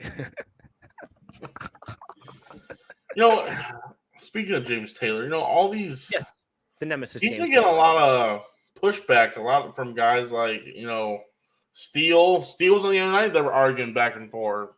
Apparently now. What did you make of that? What did you make of Anthony and James? The argument that everyone's still trying to figure out. What was it? When you get two egos, Excuse me. it's like when you put two egos, two guys, they're gonna bump heads eventually, right? That third match is coming very soon, apparently. Sorry, Do you think- Are you trying to sound like I James? sound like a crack whore. Are you trying to sound like James? Are you meaning to tell me that this match is a figment of people's imaginations? Is that what you're trying to tell me here? What do you mean? I think it's more likely going to happen, but I don't think it's going to be a friendly competition anymore. Why don't you think it'll be friendly? I thought that James and Anthony were, as far as I could tell, run his mouth about James. But I thought Anthony Steele and Anthony James runs Taylor his were mouth best about friends. I thought Anthony Steele brought James Taylor back. I mean, am I missing something here? I just rewatched Wednesday. Just Anthony was nonstop. So you mean to tell me that this is the same thing as Chris Craven not liking James Taylor? Is that what you're telling me here? That's a whole other story that I really don't. Yeah, I don't want to get into that one actually, because I'm still. Help me understand here. I thought Anthony Steele was friends with James Taylor. It seemed to me it was a friendly conversation on the show. Unless they're just playing around. You thought they're going to start fighting through the screen. Well, I mean, I thought maybe they really do want to fight. I don't know. I mean, but you're meaning to tell me something else that I don't know. You know what? Maybe we'll see it at Summer Bash. Well, James Taylor's the owner of ROEW. Maybe he's got a lot on his mind. Maybe he's a busy man. ROEW. James make it happen. I mean, I understand that. Dealing with CJ Black, that's a lot to handle. Dealing with CJ Black and Jack Delta, two men that are obviously well established. Two men that have Delta couldn't get us up. There's no way Delta could get us up in the Delta driver. So I don't know why he was trying to run off at the mouth. Well, maybe because he did it to Eric Mason. Are you gonna say who? I will say who. Who? Yeah. Yeah, I honestly say who probably as well, to be honest. The only person that we like from Indiana is our boy Jay Ellis. You know what it is. And Jay Ellis actually attacked the man who was on the show yesterday, Big Man Cam, who's the CBW champion. He actually gave him a beating after the what champion? CBW. It's not CBDs. Well, it may be like CBDs. You know, people have CBDs, and it's kind of the same thing. You probably are like on CBDs when you're actually watching CBW because the ring is. Whoever it was, they got their ass whooped by the foundation. So, well, that's you being critical, right? Critical about backyard wrestling when you say that, correct? Oh, correct. I see you there. Yeah, I see what you're saying. I Yeah, thought it was for camp backyard wrestling for the ring. The ring is smaller than, let's say, C2K's resume in the yard. Hey, he's an 18-time Hall of Famer, dude. 33-year veteran. 33 years. World champion. Sucking in the backyard. He has the best bar. He has the best rep. He's a legend. He's a goat. He's one of the boat. He's a boat. He's a boat and a goat. That's what he is. He's a boat and a goat. The Hall of Fame of rap right now is Biggie. He's a boat and a goat in Dunkirk and everywhere else in between. That's why we don't see him anywhere else. RWA, John Jackson, and Ox McCoy said he's having some CBD right now because he's hearing about this CBW company and he thinks it's actually a CBD because that's probably what you need to do and watch a CBW show. So, hold on. You said Ellis beat up their world champ, right? Big Man Camp, who was here yesterday, correct? The big man. So, I mean, he beat him up. He took him down after he made Jacob Collins bleed, a man who you've easily disposed of in the past, both of you men. And Mr. Ellis, and by the way, Mr. Ellis, just to let you know, Mr. Ellis, when he did this, was wearing his foundation shirt, his IMF shirt. You know. So how do you know we didn't send him to do it? That would be a question that I would have to have asked Mr. Ellis. That I don't have Mr. Ellis here right now to confirm that. And I don't know if Mr. Ellis would be contractually obligated to be able to speak about that because obviously he's an employee that's on CBDs when he's wrestling in CBW and probably needs even more CBDs, maybe some, I guess, alternate crystal meth if he's wrestling in XCW these days. So he might need some, alternate crystal meth. Maybe he needs some shrooms. Maybe he needs some, I don't know, Coke. I mean, don't do Coke at home. Only do Coke like Coca-Cola, but maybe he needs some of that considering where his character's going in XCW. Maybe that's why he can't speak right now. You just dropped a lot. I wanted to comment on it, but I can't. No, you can't comment. I can comment because I'm not in the wrestling business. So, I mean, what's going to happen? They cancel Sportswire? Please, come on down. Cancel it. What's going to really happen? No, I love the show. I love where it's going. Well, I mean, I was just saying, though, seriously, Mr. Ellis did attack Big Man Cam, who was here yesterday. And I was just thinking, again, if you do watch this show, you would, considering the editing and the outlook of it, you probably had to have needed CBDs to kind of actually see the screen in front of you. And then considering Mr. Ellis's career right now in XCW, he's probably on some strong shrooms. He's definitely taking a couple of CBDs. And he might even need some crystal meth to kind of say, well, shouldn't I be higher in where I am in XCW? Instead, I'm kind of floundering more than the fish face who runs it. They are dropping the ball with him. I'll say that. And that's behind the character. That's behind the character. That's me personally. I feel they're dropping the ball with him. They absolutely are dropping the character on him. And that's something where, again, I mean, I have no idea. I don't get in the business of wins and losses. I don't get in the business of who should be this, who should be that. But that was a guy last year that seemed like he was going toward a main event in a world title, and he's floundering again, almost like somebody trying to hook and reel, and almost like the face that looks like a fish that runs the company, and that's why he's running it into the ground. And that's why, again, if you take the last 25 live shows of XCW when they get streamed, they still don't have more people that attend a regular show in the Palo Community Center in the IMF. What's that? So he looks like an extra from the SpongeBob movie. Well, he does, and obviously that's kind of where they are, and that's why Mr. Merriman and Mr. Parsley seem like they're trying to make a home in your territory because maybe they're trying to be relevant, and maybe they see the tea leaves, maybe they see that the warning signs of where they are, maybe they see that the ship is sinking, maybe they see the Titanic, maybe they see that XCW could be confused more or less with, I don't know, WCW, AEW, and they see that there's greener pastures. It's funny that you want to say that the ship's sinking over there and he's a fish face. It's kind of like he's Davy Jones, and that's the locker. Who was in that company? They're in the locker with Davy Jones. I mean, certainly, I think at this point you could maybe say, Tony Khan and the guy that runs the company there. And then, I mean, Tony's got a couple of stooges there, and there's one guy there that's a champion. He's a big stooge. And then you probably got some other stooges there, and they're on the top of the card. And, I mean, we can keep going. I mean, kind of see the same things, right? Because they're the gold standard, though. They're the gold standard. They've been gold standard, though. I think the gold standard in the Midwest title has changed hands. That's my opinion. I don't think it's in Indiana anymore. No, you think Indiana? I think the title's in Iowa for the gold standard of the Midwest.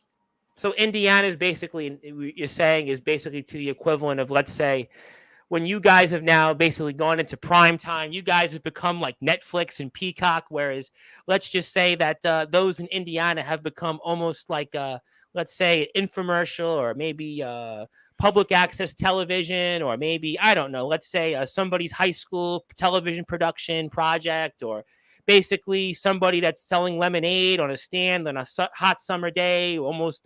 That's what you're kind of telling me, that basically that the equivalent of what's going on in Indiana in terms of where they used to be the gold standard has kind of been passed to where it's now in Iowa at the Palo Community Center?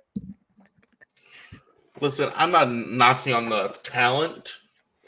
I'm knocking on who runs. Well, I mean, certainly people aren't knocking the talent in AEW. I mean, there's no question that people think there's phenomenal talent in AEW, but clearly the buck stops at the top. Who's the guy at the top? And the guy at the top, obviously, again, he certainly is kind of why the company is floundering. I mean, the viewership is down. I mean, if you heard a tree fall in a forest, would you hear it fall? That's kind of the product right now. And there's obviously been a lot of inconsistencies in it. And, we've seen, obviously, the subscribership compared to other companies here, let's say in Maryland, let's say in Massachusetts, let's say in Connecticut, certainly in Iowa, even North Dakota, that's on a trampoline. I mean, we can keep going of companies that come on this platform and their subscribership is up. And they're up by a lot. And this is a company that's been here since George Bush was president. So if George Bush, when they started, was here, shouldn't they have views and subscribership sort of like what GTS has or Jimmy Controversy on his YouTube page? But yet they're behind. They're behind you guys by a long shot, by a wide mile. Well, we're always in the act of helping. Yes. Anybody that needs help getting views. So Fletch, after June 22nd, I take care of your golden boy, and I send them back hurt. You should take that drive to Bremen, Ohio, and fight me in the ring. Well, you think he'd show up, though? Because I'm sure he'd obviously want the outcome to be, controlled in his favor, though. I mean, obviously he's used to coming into places. I mean, and he wants to make sure that he's protected. Are you sure that would be something he would want to do, though? No, because he's a pussy. He's used to being in control. He's used to dictating. He's used to telling people when they're hurt and sick, or taking, guys like yourself who are supposed to increase the viewership, or guys like Jack Delta to increase the viewership, and, have them obviously not used to the best of their abilities, some would say. And obviously he's a man that, again, has been in the indies, obviously close with Dylan Bostic, and he's the gold standard, though. And obviously he's the guy that's been around, and so he only does things what he wants to do. I mean, after all, his son gets more ratings than him. I mean, what does that tell you, though? If his son, who's got to be like 4, is getting more ratings than him and more views than him, I mean, it has to tell you that, that's kind of why right now in Indiana, I mean, things are where they are. And that's why, again, you guys passed him by a wide mile, and on a trampoline in North Dakota. I'm always in the mood for giving and helping. So I'm challenging Fletch to drive that 2 hours to bring 3 hours to Bremen, Ohio, come hang out with the boys, and go one-on-one with the soldier. I don't think he'll want to hang out with the boys. He don't seem like he doesn't hang out with the boys. Only if it's his lieutenants. Well, then come hang out with me in the ring. Go one-on-one with the soldier. Yeah, I don't think he seems to be the kind of guy that would want to go out and hang out and, have a cold one with some of the guys, and especially after guys that obviously, he's certainly, some would say to quote, maybe done dirty a little bit to her and try to push them down rather than up, 4 up, 4 down. I mean, that's what some might want to say, or certainly determine. You're on one tonight with all your puns. I mean, certainly we're just basically calling it like it is. I mean, after all, I mean, since some people say I'm kind of like an MC, it's almost like when Indiana comes up, and especially that individual at the top and the guy that's kind of the stooge who, again, had a briefcase that basically cashed in on a title that's basically should be extinct. And it kind of is extinct, because if you're following their storylines, which many people early aren't, it's almost kind of like, to quote LL Cool J, it's like when Jack the Ripper and the Ripper Strikes Back. Because like I said, when it comes to that guy in Indiana, he doesn't want anything with him. Because I'll guarantee you this, to quote a lyric in that, basically that company will be, his career will be over in a year the way he's going. So, I mean, if he continues this, his career will be over, and his career will be dropped so many bombs, they'll have to be counting the Hiroshimas for the next 50 years. I mean, we can keep going.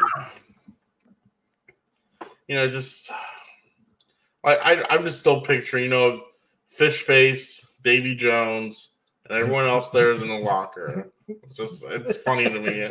I'm just picturing it. It's just too funny. I think we could see Kumbaya, obviously maybe marshmallows roasting on an open fire.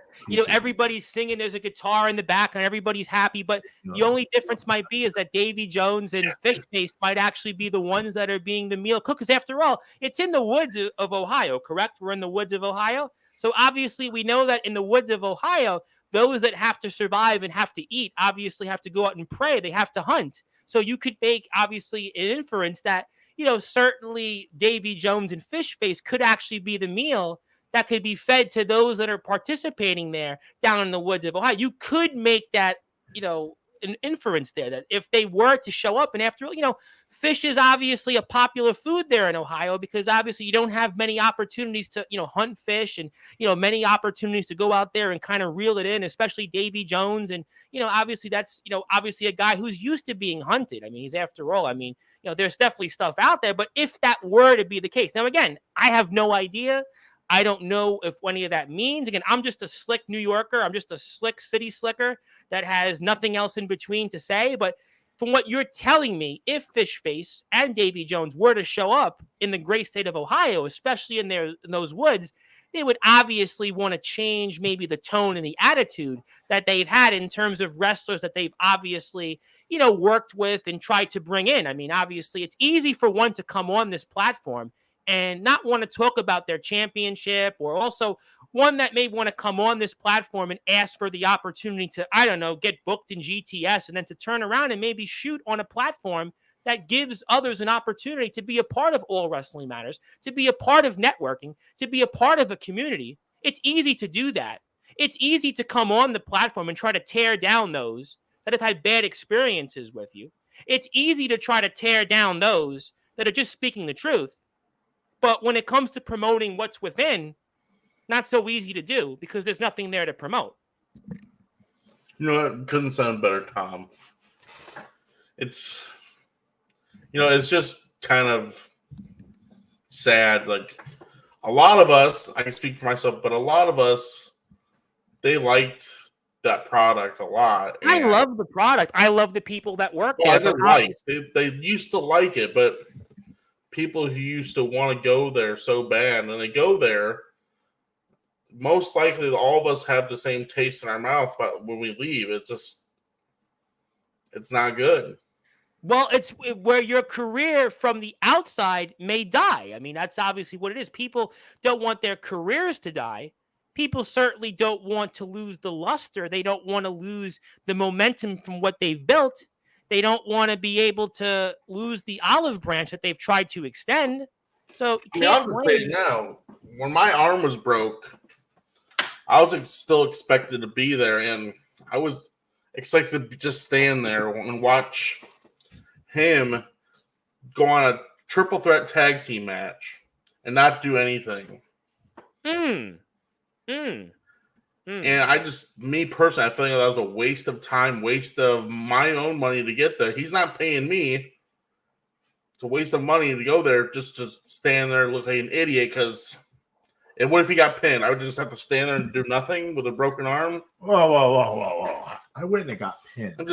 I'm just saying, I wouldn't have got pinned. Hypothetically, if he was to get pinned, I'd just sit there and do nothing. It sounds like he's wanting you to do the honors, but really, you were the guys that were doing the honors to try to help a struggling ship or a sinking ship that might be sinking as quicker than the Titanic was once upon a time. Last I checked, we didn't get paid going to Indiana, but every time his Indiana guys come here, they get paid. One of them never even gotten paid. Oh, I think I know who that guy was. That was the guy that as soon as he left, he wanted to shit on the show. And that's what he wants to do here. He wants to come here, but there's no microphone for him to come on and say anything because he's obviously shown no interest in anything here. And he obviously, and I'll screenshot the conversation, he wanted to come on here not to promote himself or his own product. He threw on the worst match of that night, but he doesn't want to tell anyone that I got there 10 minutes before his match. So he had no time to run through anything with his opponent. Because he was probably, busy. Obviously, he was on CBDs, probably trying to book his own thing. Because obviously, everything to watch his own company, you need CBDs. I might need a couple of CBDs if I see him back on Sportswire. Just the fact that guy, that individual, he wants to shit on everyone, but yet he doesn't want to, I guess, say it to anyone's face. He doesn't want to say any of that shit that he wants to run his mouth about. He wants to talk shit about IMF, about how his experience here at IMF was. Why didn't you tell us when you left or before you left? Because they called that a coward. Okay, so let's add it all up. Let's add it all up. Let's add it all up. He got there 15 minutes before showtime. All right, so that's 15 minutes. Sounds like he didn't help. It was the second match of the night. So the first match, give or take, 15 minutes. So that's another half hour. And then, I beat the most memorable thing of his match was me dropping him after it. No one liked it. Other than that.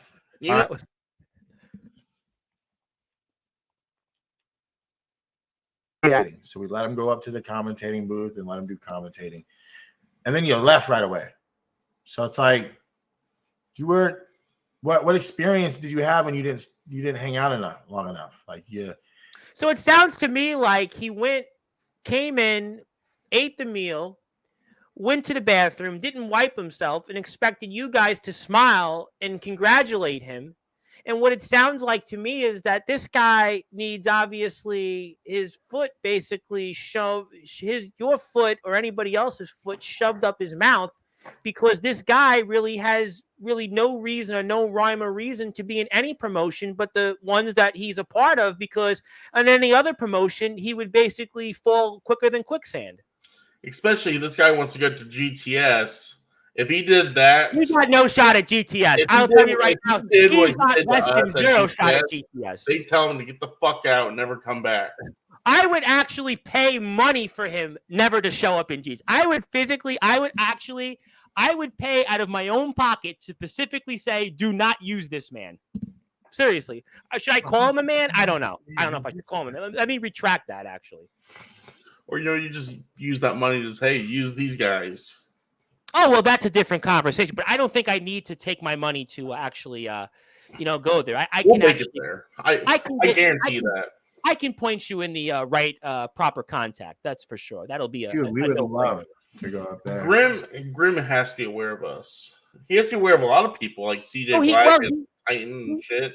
He's aware of. I can tell you, he is aware of some people. He absolutely is. He's obviously inundated with requests, but he's definitely aware of you guys and some others on this platform. But that one individual who I think you're talking about, he's obviously not going to be using him. I would doubt. He's basically, to quote Vince McMahon when Jeff Jarrett's name came up on March 26th, 2001, when he had bought WCW. Basically, the words would be, "You're fired." That would basically what he would say. He would fire him right on the spot. Yep. It's great impression. I feel like you've said that before. Oh, well, I mean, you said that to some people before. I'm going to say it right now. So that individual, so I'm pretty sure if we're talking about the same individual, so from future appearances on Sportswire Radio, let me put it out there. So Davey Jones, who we're talking about, obviously this guy here who obviously, had this experience, with you guys over there in the Palo, well, before the Palo community. But the point is, I think I got the honors for you. I'm going to handle it for you. So for this individual, so his services on Sportswire Radio won't no longer be needed. So basically what I'm going to say to you, so for any other appearances, in the words, again, what I just stated from Vince McMahon to Jeff Jarrett, for your future on Sportswire Radio, you're fired. Jesus, it scared me. That's basically what I think. Down my spine. We need a guy like that in the foundation. Yeah, like that. Yeah, I mean, yeah, we need to get you one of these. These ones, like the new ones. Well, I'm sure that I'll tell you what, I'll take care of the shipping when we're off the air. I'll take care of the cost, and I will buy the shirt. All right. You tell me where to send the money, and I will buy the shirt. But we can go from there on that. So I'm sure that people are having a heart attack after just seeing that. But I think that was pretty much. Hopefully, that kind of puts that some of that to bed. Well, it probably won't, but well. I guess, it's kind of like, think of this almost like an execution, a public execution. I mean, if that said person that we are both thinking about, we are talking about the same said person. Yeah, I think we are talking about has a problem with anything that we've said, show up to Summer Bash and do something about it. I don't know about that. I don't think that he would be able to come up with the gas money or the he'd get there on time. I got this too. Say, Tom, since you fired him on Sportswire, can I handle him on? This guy. This certain guy used to work for PWF. He used to do a lot of editing and used to wrestle. The same individual who got fired from Sportswire. You're also fired from PWF. I don't want anything to do with you. I don't want to see any of your matches. I don't even want to see you wrestle again. Because if we be honest with you, it's not much. That's why you need CBDs to watch him in the ring. That's why you need to have CBDs when you see him in his own promotion. That's why no one wants to be at certain CBD company. Well, it's almost like holding a participation trophy or an aluminum foil of a championship. God, I was about to say Gunshot was the best thing in CBW, but Don't they have history, those guys? I heard once upon a time from somebody that should be named anonymous.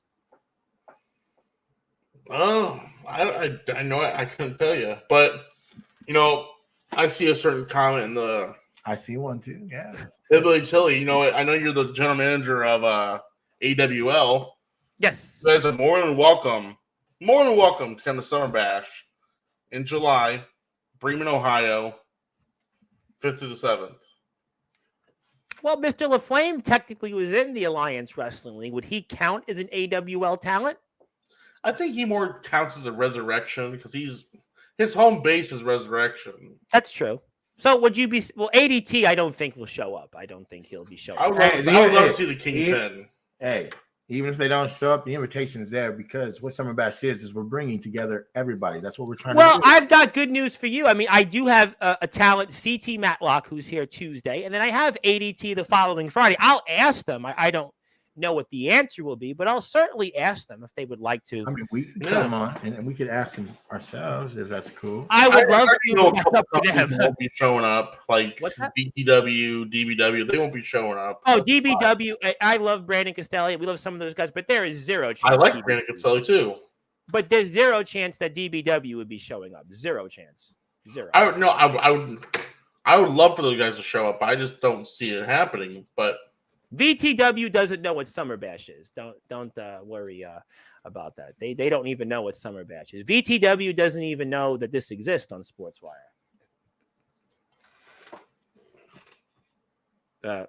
What just reading a comment. Which one? TBK, yeah, TBK. I have a prop. There was too many nautical references with my liking in this episode. Good to see you, boys. Yes, good to see you too. I hope that you are doing well. He's obviously put something on Facebook. We want to give our thoughts and prayers and hope that he honorary foundation member. Do well. He's obviously hope he's doing well. And Mr. Parsley wants to say that I sent the certificate as a PDF. He actually did print out his own, by the way, and he bought the frame. I would worry less about what I'm doing and paying attention to when the foundation's cracks are sealed, basically. That's what he'd like to say. Parsley, you should worry less about the foundation and worry more about what I'm going to do to you on the 22nd. But I'll save that for another day because, I'll see you next Thursday, buddy. Yeah, I'm sure you're welcome. It's Omen show. So I'm sure everyone is invited. We invited a lot of companies, a lot of people around the whole nation, even guys from. Hey, if the Big Cheese can make Wisconsin, he can come too. Well, he's here. I'll tell you what. He's here Tuesday night. He's his time Tuesday night, 3:00 Eastern time, and I'll certainly bring it up. I'll bring you guys up. I would definitely want to get I'm gonna bring it up to wrestle him. And by the way, he's shooting on British wrestling. So if you thought what we were shooting on right now is interesting, you wait until what he has to say about British independent wrestling. I'm gonna be checking in because he's one of being underground and all that stuff. He's one of the guys that I think I could put on a good show with. Omen could put on a good show with. And you know what? He has a lot to say, and he's a guy that doesn't hold back. So I'll be sure to ask him. Actually, the way it's looking for me, how I keep winning belts, I might need to go to CCW over the pond and win more championships. There's nothing more for me. Well, Mr. Barris is obviously a man that he's a successful businessman. Like the IMF, he's drawing a lot of tickets. He understands how to, certainly work and network, unlike most British independent wrestling companies that kind of want to stay in their own lane and give you the same matches and basically put everybody to sleep. And that's why nobody's paying attention. And kind of like when some guys come on here in this platform and you're basically kind of like, let's say, putting the snooze button and give me the alarm clock. I'll be back here. What's that? Oh, Craven? So you're talking about Craven? Oh, Craven Rage you were talking about? He's a snooze button, right? Well, I mean, I think obviously it's the same recycled rinse, load, and wash and repeat. I mean, some would say that about Craven Rage, but he's the greatest. My bad. Silverwolf. Silverwolf's a big snooze button. Oh, well, he's, a man that everybody's talking about. And, obviously he's getting ready to go back in the ring. He's been, the gym training is just, he's really a man that everyone talks about, but not in a good way, though. He's always talking Silverwolf. And, he thanked me in a text message a little bit ago. Thank you for what?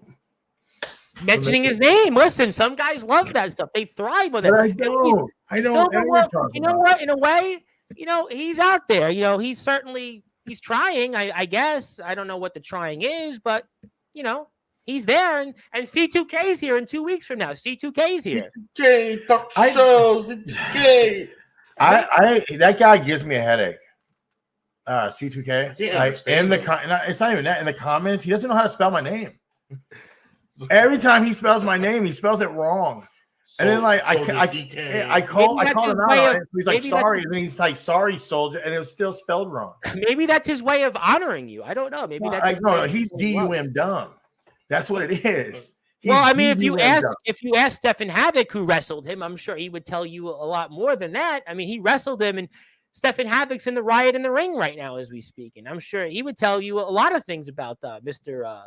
C2K. He would tell you more. He would tell me the same thing. He's DUM dumb. He would tell you 10 times worse than that, actually. I'm being real. Hey, I'm just trying to keep it PG, brother. No, and I appreciate that. Obviously, you know that Omen obviously runs the platform, and obviously Omen is a successful businessman, and he's the one that obviously allows me to stay employed, I suppose, and obviously that's why you're doing that. But yeah, C2K, obviously, I think maybe the spell issues are just a way of showing his love and gratitude to you. I don't know. I mean, but I don't know. I don't know anymore. I know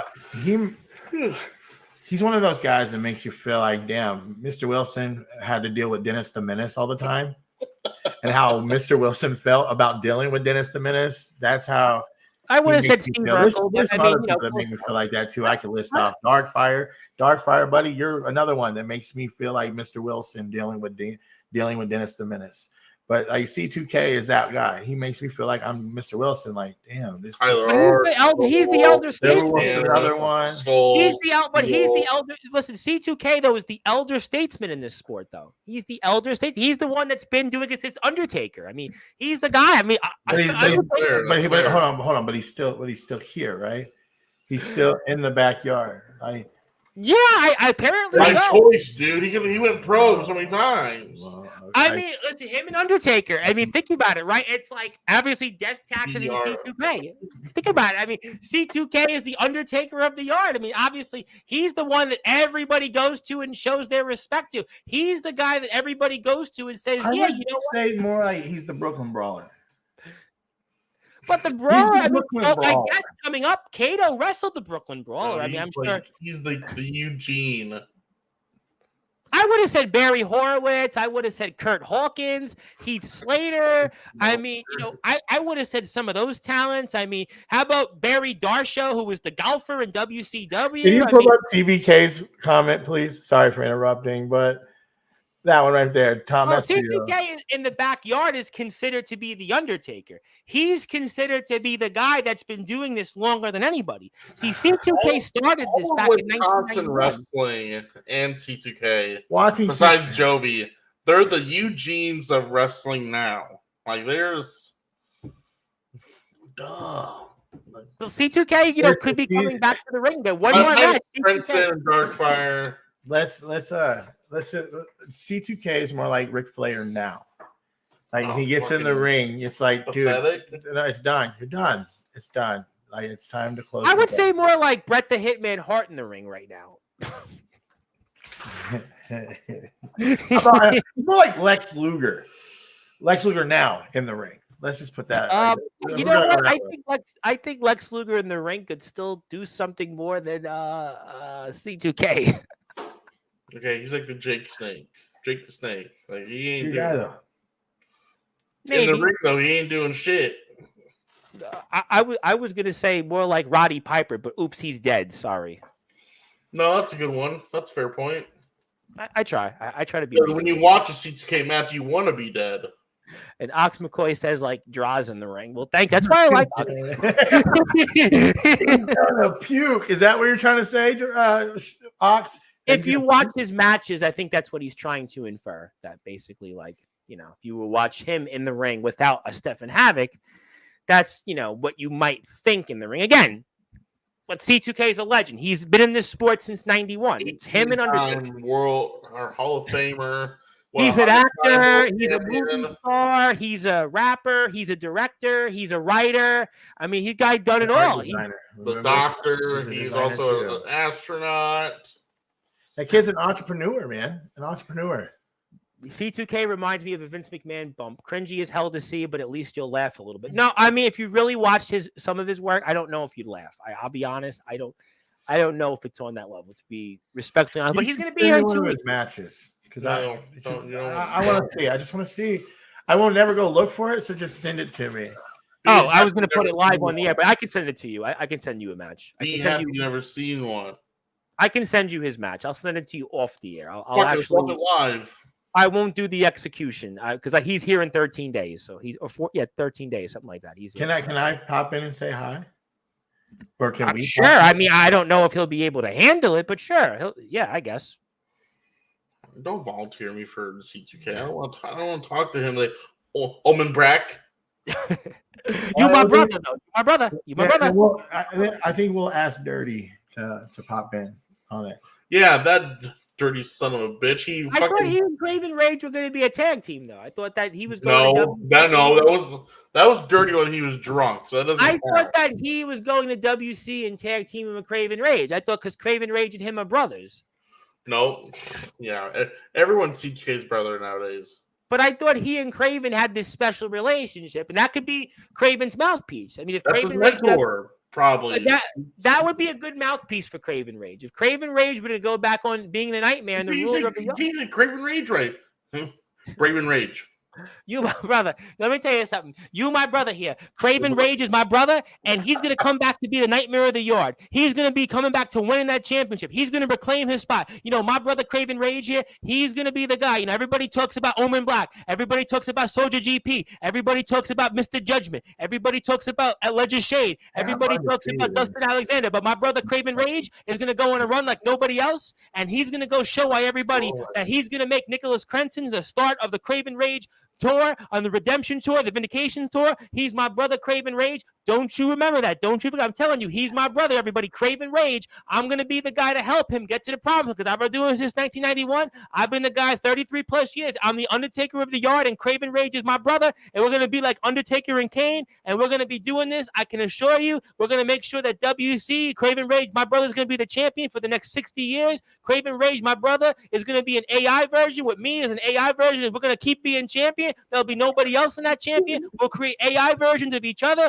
We'll have clones, and we'll make sure that we stay on top because that's what we do here. Because Craven Rage is my brother. Just want to tell you, it's C2K here. We're going to put C2K with the talk show of Craven Rage, and I promise you, he's my brother, and nobody's going to come in on that show, and Craven Rage is going to be able to talk, and he's going to say, oh, my brother, testify. It's going to be Craven Rage here. I'm the greatest. I'm the ruler of the yard. I'm the backyard nightmare, and I'm the guy that's going to make sure I always stay on top. And Nicholas Crenson, oh, boy, let me tell you something. Nicholas Crenson, you going down here. Nicholas Crenson, you nonchalant. You a new messiah. You a nobody now because Craven Rage is going to put you in yesterday's news. Kodak Kid, you the picture of perfection. Well, you ain't nothing. You trying to be a joker. Well, I'm going to be the one laughing at you because I'm going to take my cigarette like I was smoking on Wednesday show on Sportswire. I'm going to light it up, and I'm going to take you down. James Marshall, you holding my title. You only going to hold it because I'm going to collect the payment on that championship. And Sean Jovi, I didn't tap out on you. I didn't tap out. I'm the greatest. I did not tap out. You didn't beat me. You couldn't pull that trigger.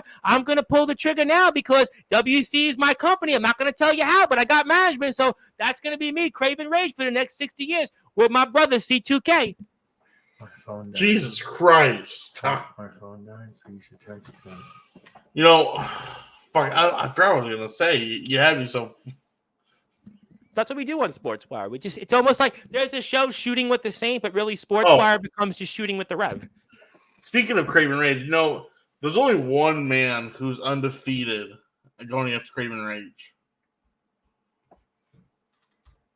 And that's Soldier GP, because Soldier GP defeated him in the IMF show, was it in December, if I'm not mistaken. So, Craven, I know you're watching this. I know you're watching. Hey, have fun. Do you mean to tell me that Craven Rage is going to want that win back, kind of like how Hulk Hogan wanted that win back over the Ultimate Warrior? Wait a minute. Are you trying to tell me that because Soldier's undefeated against Craven Rage, that Craven Rage is going to want that victory back, kind of like Halloween Havoc 98? Because Craven Rage, in his mind, has to get that victory back. Is that why he's going to reach out to you guys here in August to go back to their big show, and that Craven Rage is going to get that victory back? Is that what you're telling me here, Omen Black? I didn't know anything about August. I don't know anything about August either. Well, that's what he could be telling you, because what you're saying here, because Soldier GP, the popular monster, the IMF World Champion, is undefeated against the Backyard Nightmare. That he's going to want that victory back again, kind of like Hogan 8 years later over Warrior. From what you're telling me, you know what's funny is leading up to that, that was when he started doing his going against the Foundation. Oh, fuck the Foundation, blah blah blah. But then your first match against a Foundation member, and I put you down. So Jovi lost all credibility on anything that Craven Rage wants to talk now. Jovi beat him not once, not twice, but 3 times. But he couldn't pull the trigger. Couldn't pull the trigger, though. Beat him, but couldn't pull that trigger. Nearly beat him to death, but couldn't pull the trigger. Sean Jovi couldn't do it, though. If that made any sense, I don't know what does. I mean, he literally cannonballed the guy passed out, right? The guy, he knocked the guy out. He knocked him out and had a chair basically right near his throat. But he knocked him out. Craven was passed out. Craven, the referee had to stop. The way I see it is he knocked out Craven Rage. Like, that's better than saying I quit. He literally knocked your ass out. But according to Craven Rage, he couldn't pull the trigger. Couldn't pull that trigger. So Sean Jovi doesn't have it in him. I don't want to be in the Hall of Fame. And tomorrow, guess what, y'all? I'll take the Hall of Fame. Also according to He's retiring though. He's retiring though. I retired, and then the next day I'm coming back, y'all. WC is going to be bigger and better than ever. It reminded me like or like this. Roman Reigns is like he left for cancer and he came back. No, Mark Henry. The Mark Henry one. Henry. I want a piece of Omen Black, and then every time I see Omen Black, I don't want to face him. Or I'm scared to face Omen Black and I don't show up. Well, maybe they'll have Craven Rage versus that Killer Rabbit. And Sean Jovi says, what did you miss? Well, we were talking about the fact that Soldier GP, Craven Rage is going to get a victory off in the next big WC show in August because Craven Rage needs to get a victory back because he's thinking about getting a victory back similar to Hulk Hogan did against the Ultimate Warrior back in WCW, where they basically only paid the Warrior to come into Halloween Havoc just to lose to Hogan. So Hogan can get his victory back. So basically what's going to happen here is that Soldier GP is going to be contractually obligated to come to the next WCE show. And so Craven Rage can get his victory back. And then on top of that, Craven Rage's new mouthpiece is going to be C2K. Craven Rage is going to get the WC All-Out Championship in about 3 months from now. They're going to create an AI Craven, AI C2K. They're going to recreate AIs on top of that and be champions for the next 60 years. And then basically C2K is going to repeat and say, he's my brother. Craven Rage is my brother. Craven Rage is going to be the guy that always stays on top. Craven Rage, let me tell you something. Craven Rage is my brother. He's going to beat everybody. He's Nicholas Crenson. He's a nobody Nicholas Crenson now. He was once this picture of perfection. Kodak Kid, forget about him. He's going to be imperfection. James Marshall, he's holding that championship, but I'm only going to collect the payment on that championship back. That's good. I put the deep sleep on you, baby. It's Craven Rage going to be smoking that cigarette. He's going to light it. He's going to put it on everybody, kind of like how they say WC when the shows come up with the fire and all the thing lights up. Craven Rage is going to be that guy with that cigarette. He's going to put it down, and he's just going to be champion for the next 60 years, and that's pretty much where it's going to be, and that's it. And you also missed, Sean Jovi, that there was a guy here who, let's just say his name is Davy Jones, and basically we fired him on Sportswire Radio. So you might not want to hear that one, Sean Jovi, because you might be showing up to that place. So I would say, Mr. Jovi, cover your ears on that one. Yeah, just avoid that one, buddy. Yeah, don't go and watch that footage. don't watch that tape, but you can listen back to the Craven footage. You know what? I think it's a good way to end the night. Hearing Tom's impression of C2K. Yeah, I'm gonna get out here so you can finish your stuff. Oh, well, Mr. Soldier, I'm sure I'll see you on a Thursday show and maybe even tomorrow because Mr. Titan's here. If you want to give a receipt back to Mr. Titan, I'm sure he'll understand. I'm sure he'll understand. Who? And Mr. Cato is here at 11 o'clock, who's from your neck of the woods, Mr. Cato. Okay. I'll be watching, but I definitely will be here because I got some more words for that parsley bitch. Have a nice day, Mr. Soldier. I hope you stay well and send me the details for the shirt. I'll buy it. Anything else you'd like to say, Mr. Black? Obviously, certainly. No, want to get off your chest? I'm well talked out. Your C2K impression just drained me. Well, you know what it is? I mean, he's obviously an actor. He's a rapper. He's a talker. he's a smooth operator. But he really, to most people, is a non-believer because he may be a believer in what he does, but the facts are is the average public are non-believers, and he couldn't even stay to being a streamer. But we love C2K. He's a 33-year veteran. See how it all rhymes. He's also the 20 coming up. Hall of Famer, 28-time world champion, 100-time world champion, 26-time world champion. He's the man that's the godfather of the yard. He was the one that came up with the idea of the GBYWN. He was the guy that laid the foundations for GWC. He was the guy that laid the foundations for IMF. He was the one that helped start TBW.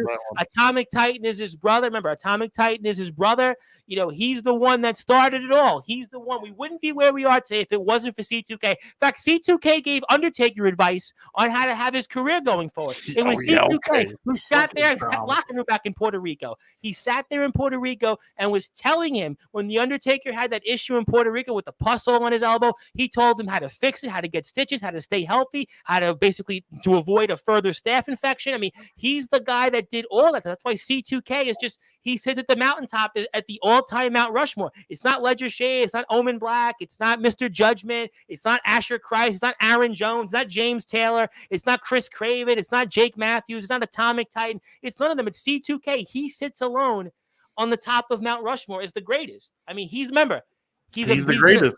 He's been a mentor to Craven Rage. He's been a mentor of Skulls. He's been a mentor of Zack Attack. He's been a mentor of Joe Bidelau. He's been a mentor of Tyler Ark, a mentor of Queen Jess. He's been a mentor of all of them. He has molded the careers of so many greats in this business, and he was the guy that was here. I mean, listen, he's been an actor, a director. He's a writer. I mean, he's done it all. He's obviously a preacher now. I mean, think about it. The guy was an actor. The guy was a rapper. The guy was a wrestler. The guy was a talker, a preacher. But most of all, most people are a non-believer when it comes to his ability as a wrestler, but he's still a streamer. That's why you got to see C2K as a talker here on this platform. And that's why he's a God-fearing man. And that's why nobody on this platform can put rhymes out like this person. And that's why we're all going to look forward to C2K back here, but most importantly, Omen on his show. And I mean, Omen, what a memorable, you should be here every day on this show. Hosting it. Be here every day, talk about C2K. That's I think I'd kill myself on stream one of these days. Well, you don't want to do that. We certainly don't support those who might want to, have medically assisted. I know it's a big thing now around the country, but we certainly don't want that here. But what we do want to see is obviously, you, Omen, back on your show more often. And obviously, I know you've obviously been doing Inside the Ropes. It's been extremely successful, award-winning. I know you and Anthony have been the greatest talk show hosts. Might I do a cheap plug real quick? You can do anything you want. It's your show. Tomorrow, Sunday. Yes. Inside the Ropes will return with yours truly and Anthony Steele with our special guest, the Nemesis, James Taylor. Now, what time is that? Because I've got Atomic Titan later in the day. What time do you have Mr. Taylor on? I gotta ask my lovely guest to see what time he's available. You know what I think this is? I'll tell you what's going to happen here. You watch. Mr. Taylor's your guest, correct? Correct. Mr. Taylor is going to make sure that we're competing against each other. I guarantee you that. Well, he's also competing with me. This is my show, so I got two make shows going on once. I can't do that. He doesn't like Mr. Titan, so he's going to make sure that we're going up against it. But I'm going to purposely make sure that you guys can go first because I want to listen to the show. As a matter of fact, I want to listen. So what I'm going to make sure is I'll push Mr. Titan back as long as I have to, just to allow you guys to have the floor. How about that? Well, Tom, there's our stream's always open for more guests. And you did make a promise about being a guest on my other show. Well, I want to be the one you're interviewing. Mr. Taylor's Mr. Taylor's a very good man. He's a very good man, and he's a man that obviously I would love to hear what he has to say. He's a Nemesis. He's the ROEW owner now, so people want to hear what he has to say. How do we do this then, Tom? Not this Sunday, but how about next Sunday? You be the guest on Inside the Ropes. Well, let's see what time it is because we're actually booked on Sportzwire. Well, let's see what time we're on the night. I guess I don't mean to tell you how to do your show. Hello, Mr. Ray. Yeah, what's up, buddy? Yes, the IMF. You guys are award-winning, by the way. You guys are an award-winning promotion. Here's the thing. I don't have anything else to say except for final thoughts. And go for it. Final thoughts are. obviously everyone knows I'm gonna beat Tommy. That's what I do. No one can beat me. I'm sorry. I'm not even in the zone anymore. I'm like just not. I'm who I am really. Sorry to take you out of your zone. K talk got me tired. Well, I But think you know, I do want everyone to keep an eye on IMF, Sportswire, obviously, because all wrestling matters. All wrestling matters. You know how much I shit on a couple of places. All wrestling matters, except for Triple W.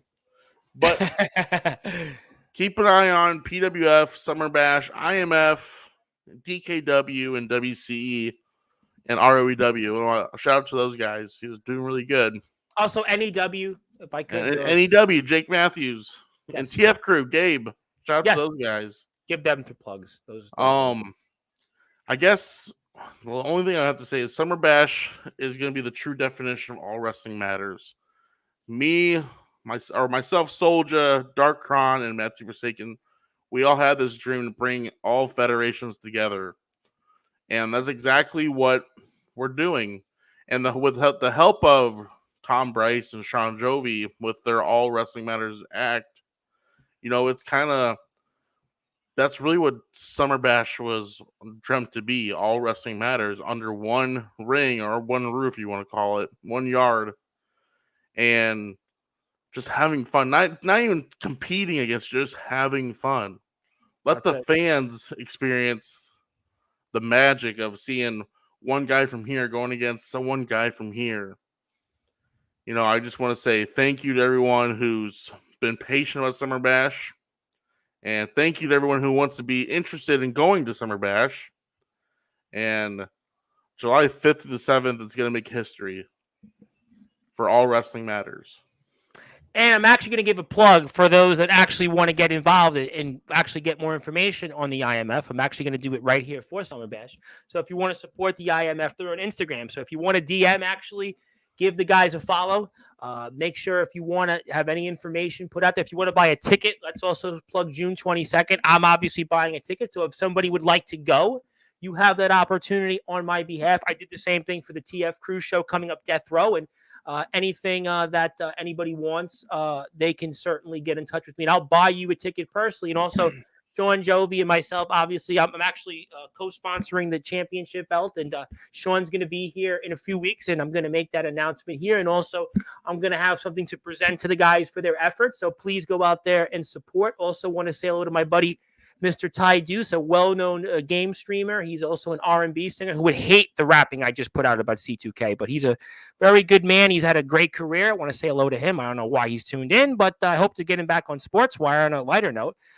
Isaiah Rage, who is certainly, I'm sure, is going to be back on Sportswire before the 22nd for the whole full show here. Very excited about that. You may not be as excited about that, Mr. Black, but I am excited to see him. And get in touch with the IMF. Anything. Oh, by the way, Ty said he's retired. Oh, well, you're retired from streaming now. I guess we'll have to talk about that maybe in a few weeks. I'll message you after we're off the air. But yeah, I mean, listen, people follow IMF. Please support them. All platforms. All Wrestling Matters here. Please support them. In all seriousness, I want to end on a positive note. Let's support those that are going out there and supporting our community. There are some companies that come on here on Sportswire, and they are truly a part of our community. Obviously, IMF has been a part of the community. WC has been a part of the community. DKW goes without saying. Obviously, NEW has been a part of the community. People may joke on Atomic Titan, but the TBW guys are always here in the comments. UWA have been friends. I want to give a big plug to them. I want to give a plug to Aaron Blaze. Aaron listens to the shows. I speak with him. He's another guy, part of the community. I want to make sure we support the guys out there that are always out there killing it. Even the guys overseas in the UK, like CCW, they're a part of the community. They're not in the yard. They're a part of the community. I want to support everybody out there that is here. Not just those that are into their own bubble. ROEW goes without saying. Resurrection Pro Wrestling, let's please mention them. Resurrection Pro Wrestling have been, you and IMF have been, neck and neck, I think, in terms of just the support. The amount of guys we get on for the IMF and Resurrection, it goes without saying. Their family, I want to support them. I want to make sure everybody also supports, all the people that are in the chat and all the comments. I think it's important that we support those. I think that's what it's about here. Listen, Sportswire Radio is a community.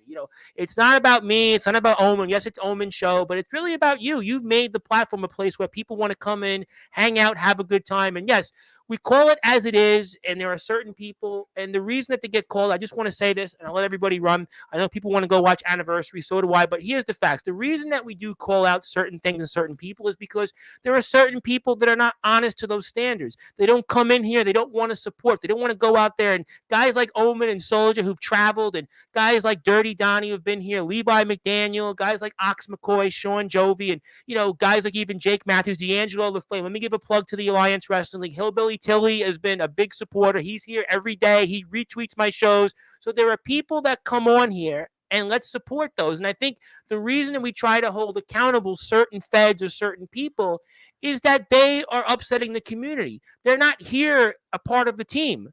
When we're a team, we all win. Together, we win. Here's the facts, right? I know we're going to take people's time up, but I'll finish it for you, Omen, because I can go as Jack Delta said, I can speak like Ric Flair for hours. Here's the facts. Let me kick the ballistics here. This is your platform. This is not me. This is not anybody else's. You come in here. This is the Church of Wrestling. This is the Church of All Wrestling Matters. If you want to come in here, you made this a platform that people can come in and chat and wrestlers can network with each other. This is what it's about. It's not me just about promoting IMF or promoting WC or Resurrection or TBW or, anybody else, Legendary Backyard Wrestling, NEW, TF Crew, UWF, GTS, whoever it might be. This is really what it's about. So when there are people that go out of line and then harm wrestlers that come on this platform and bust their butts and try to use their talents to help your promotion, that's where there's a problem. That's where it's a problem, because this is a community where everybody's supposed to be. There are going to be people that might say on the outside, oh, what's going on Sportswire again? But it's not that way. It's about accountability. It's about honesty, integrity, and accountability.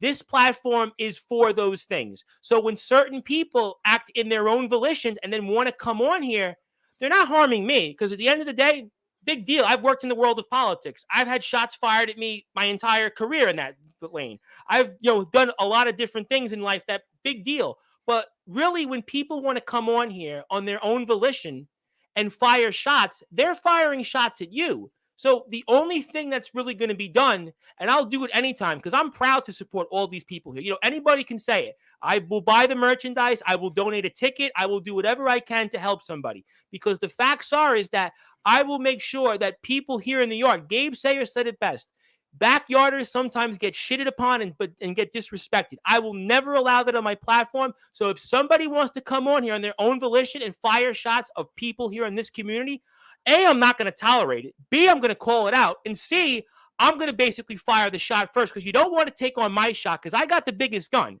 I'm the guy that's got the platform. So let's kick the ballistics here for a second. I will not allow anybody, whether it's in Indiana or anywhere else, that will try to come on here and harm you. They're trying to harm you, the viewer, you, the wrestler, you, the promoter, whoever it might be. So I'm not going to tolerate that. And that's the reason you have that. And also, I want to go back on the accountability part. That's why we've been critical about certain people who've gone out there and wrestled or try to manipulate and say things. It's not because we're trying to create viewership. No, it's not about that. It's about accountability. It's about honesty and making this a community where everybody's welcomed.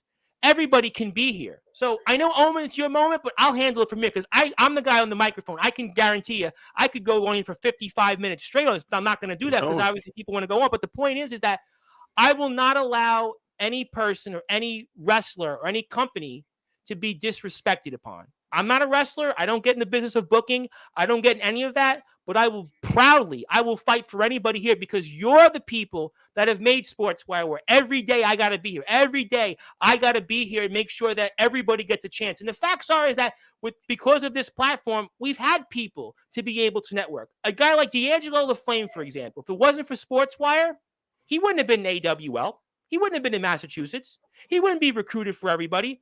Look at what we have with Summer Bash, right? It's because of Sportswire, we've had all these people meet with each other. Sean Jovi, greatest example. This guy was done. 2 years ago, he talked about on a podcast, not this one, about the fact that he was done from yarding. He didn't know what his future would be. And he was basically just happy to be here. But because of this platform, look at where he is now. We have guys from all over the place connecting with each other. That's what it's about. This is all about networking. So I will proudly stand up for anything. Look at Resurrection Pro Wrestling. They've worked so well with us. Look at, obviously, IMF. Look at NEW. Look at ROEW. I mean, CJ Black was a guy that was in the backyard wrestling nexus. He was floundering in the nexus. He came on here to Sportswire, watched his footage, and look at where he is now. You can say what you want about things, but the facts are that this is your platform. So I will not tolerate one individual or two individuals that will disrespect you or try to come on here on this platform with the intention to basically shoot on other people. You don't get that opportunity. You do not get that opportunity. I'm not paid to do this. You're the people. As a matter of fact, you employ me. You, the people, employ me because every time you come on here, you spend time out of your day to come here. You're my employer. You're the people at any time that can fire me. So I will never allow anybody that will come on here and basically shit on you as a wrestler. I will never allow that. And those individuals, they can go on their own platform. They are absolutely welcome to do that. They are welcome to do anything they want on their platform, and that's completely fine. But I'm also allowed to say anything I want on this platform, and I'm here for you. I'm here for the people. I have more wrestling shirts that can count. It's because of you, the people. You want to be here, and I will never allow anybody to tolerate that. And I will never allow people to want to use people when they're hurt and they're sick and try to use you for their own manipulation, their own gains, when they came to you to try to help their product. That's not going to fly because there's also a human element to it. I'm a human being just like everybody else. And I care about you. You can do whatever you want. You can say whatever you want about me. I have no problem with that. But I will never allow anybody to be tolerated or disrespected because you know what? People in the yard deal too much with that when it comes to these independent, Johnny-come-lately, holier-than-thou nobodies who can't even draw 15 fans and come on this platform in the past and draw no more than 3 people. So I will, A, not allow that, but B, I will certainly not allow any individual that wants to come on this platform and do anything else. So I realize this is a long rant, but I just want to put that out there about accountability. To me, the 3 principles in anything in life to be successful are honesty, integrity, and accountability. And you, the people, are my employer. You, the people, hold me accountable. So every day I come on this platform, you basically tell me what to do. You tell me if you think something's good or not. And I will take the temperature of you, and I will not allow anybody that will jeopardize that. Most importantly, I want this platform to be about you, to be about networking, to learn from each other, to make friends, maybe to find people, to wrestle different places. This is what it's about.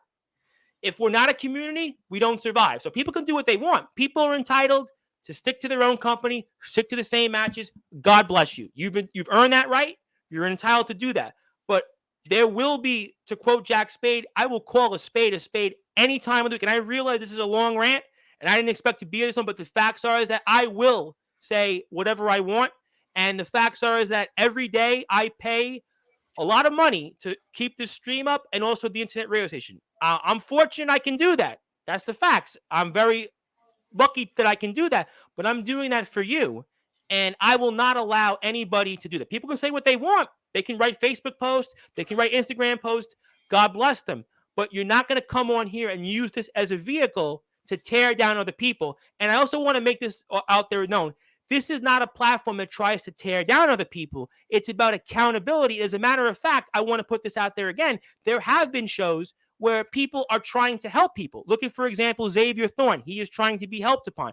Craven Rage, wrestlers are trying to help him. Sean Joby's a big example. Guys have networked and helped him. So I just want to put that out there for those that are listening and watching, that this platform is for you. You've given this platform a voice.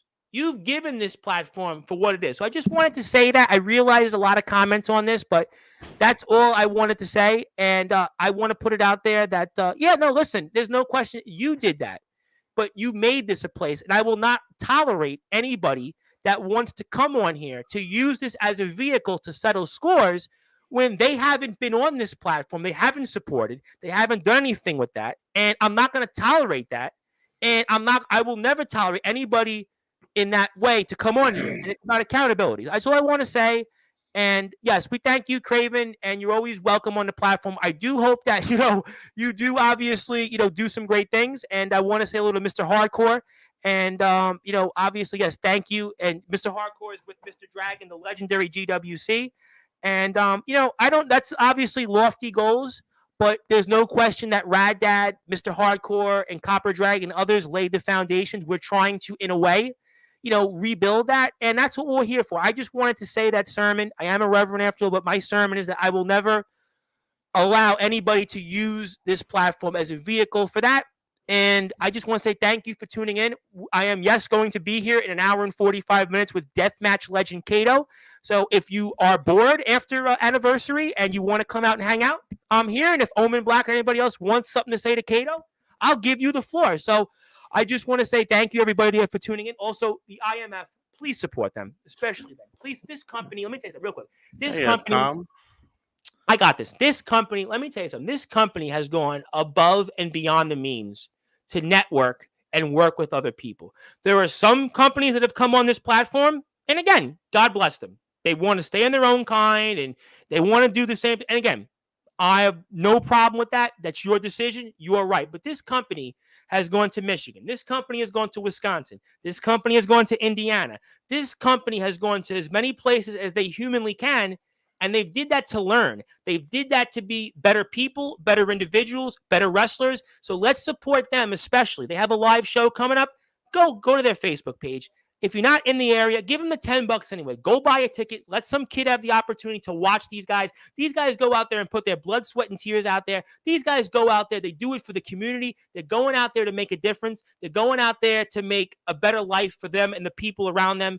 And that's what it's about. So let's go especially support them. So if you're right now on Instagram, go give them a follow. Hit that sub button on YouTube. They're almost at 2,000 subscribers. Go on TikTok or whatever it is and go support them. They have been the definition of all wrestling matters. No, this is not me basically just saying, oh, because Omen's on. No, it's me saying it because I call a spade a spade. I speak with almost every company. IMF is right there. I would say them, Resurrection Pro Wrestling, they have been two of the best with others, WC, TBW, go fill them in. The point is, they're here right now. Go support them. Yes, it's Omen's show, but I'm going to give you the sermon, and please support them. Thank you so much to everybody for tuning in. We were here with Omen Black, the DKW World Champion, the IMF Hardcore Champion of the World. It's his show. I'm sure he'll be back later and throughout the week.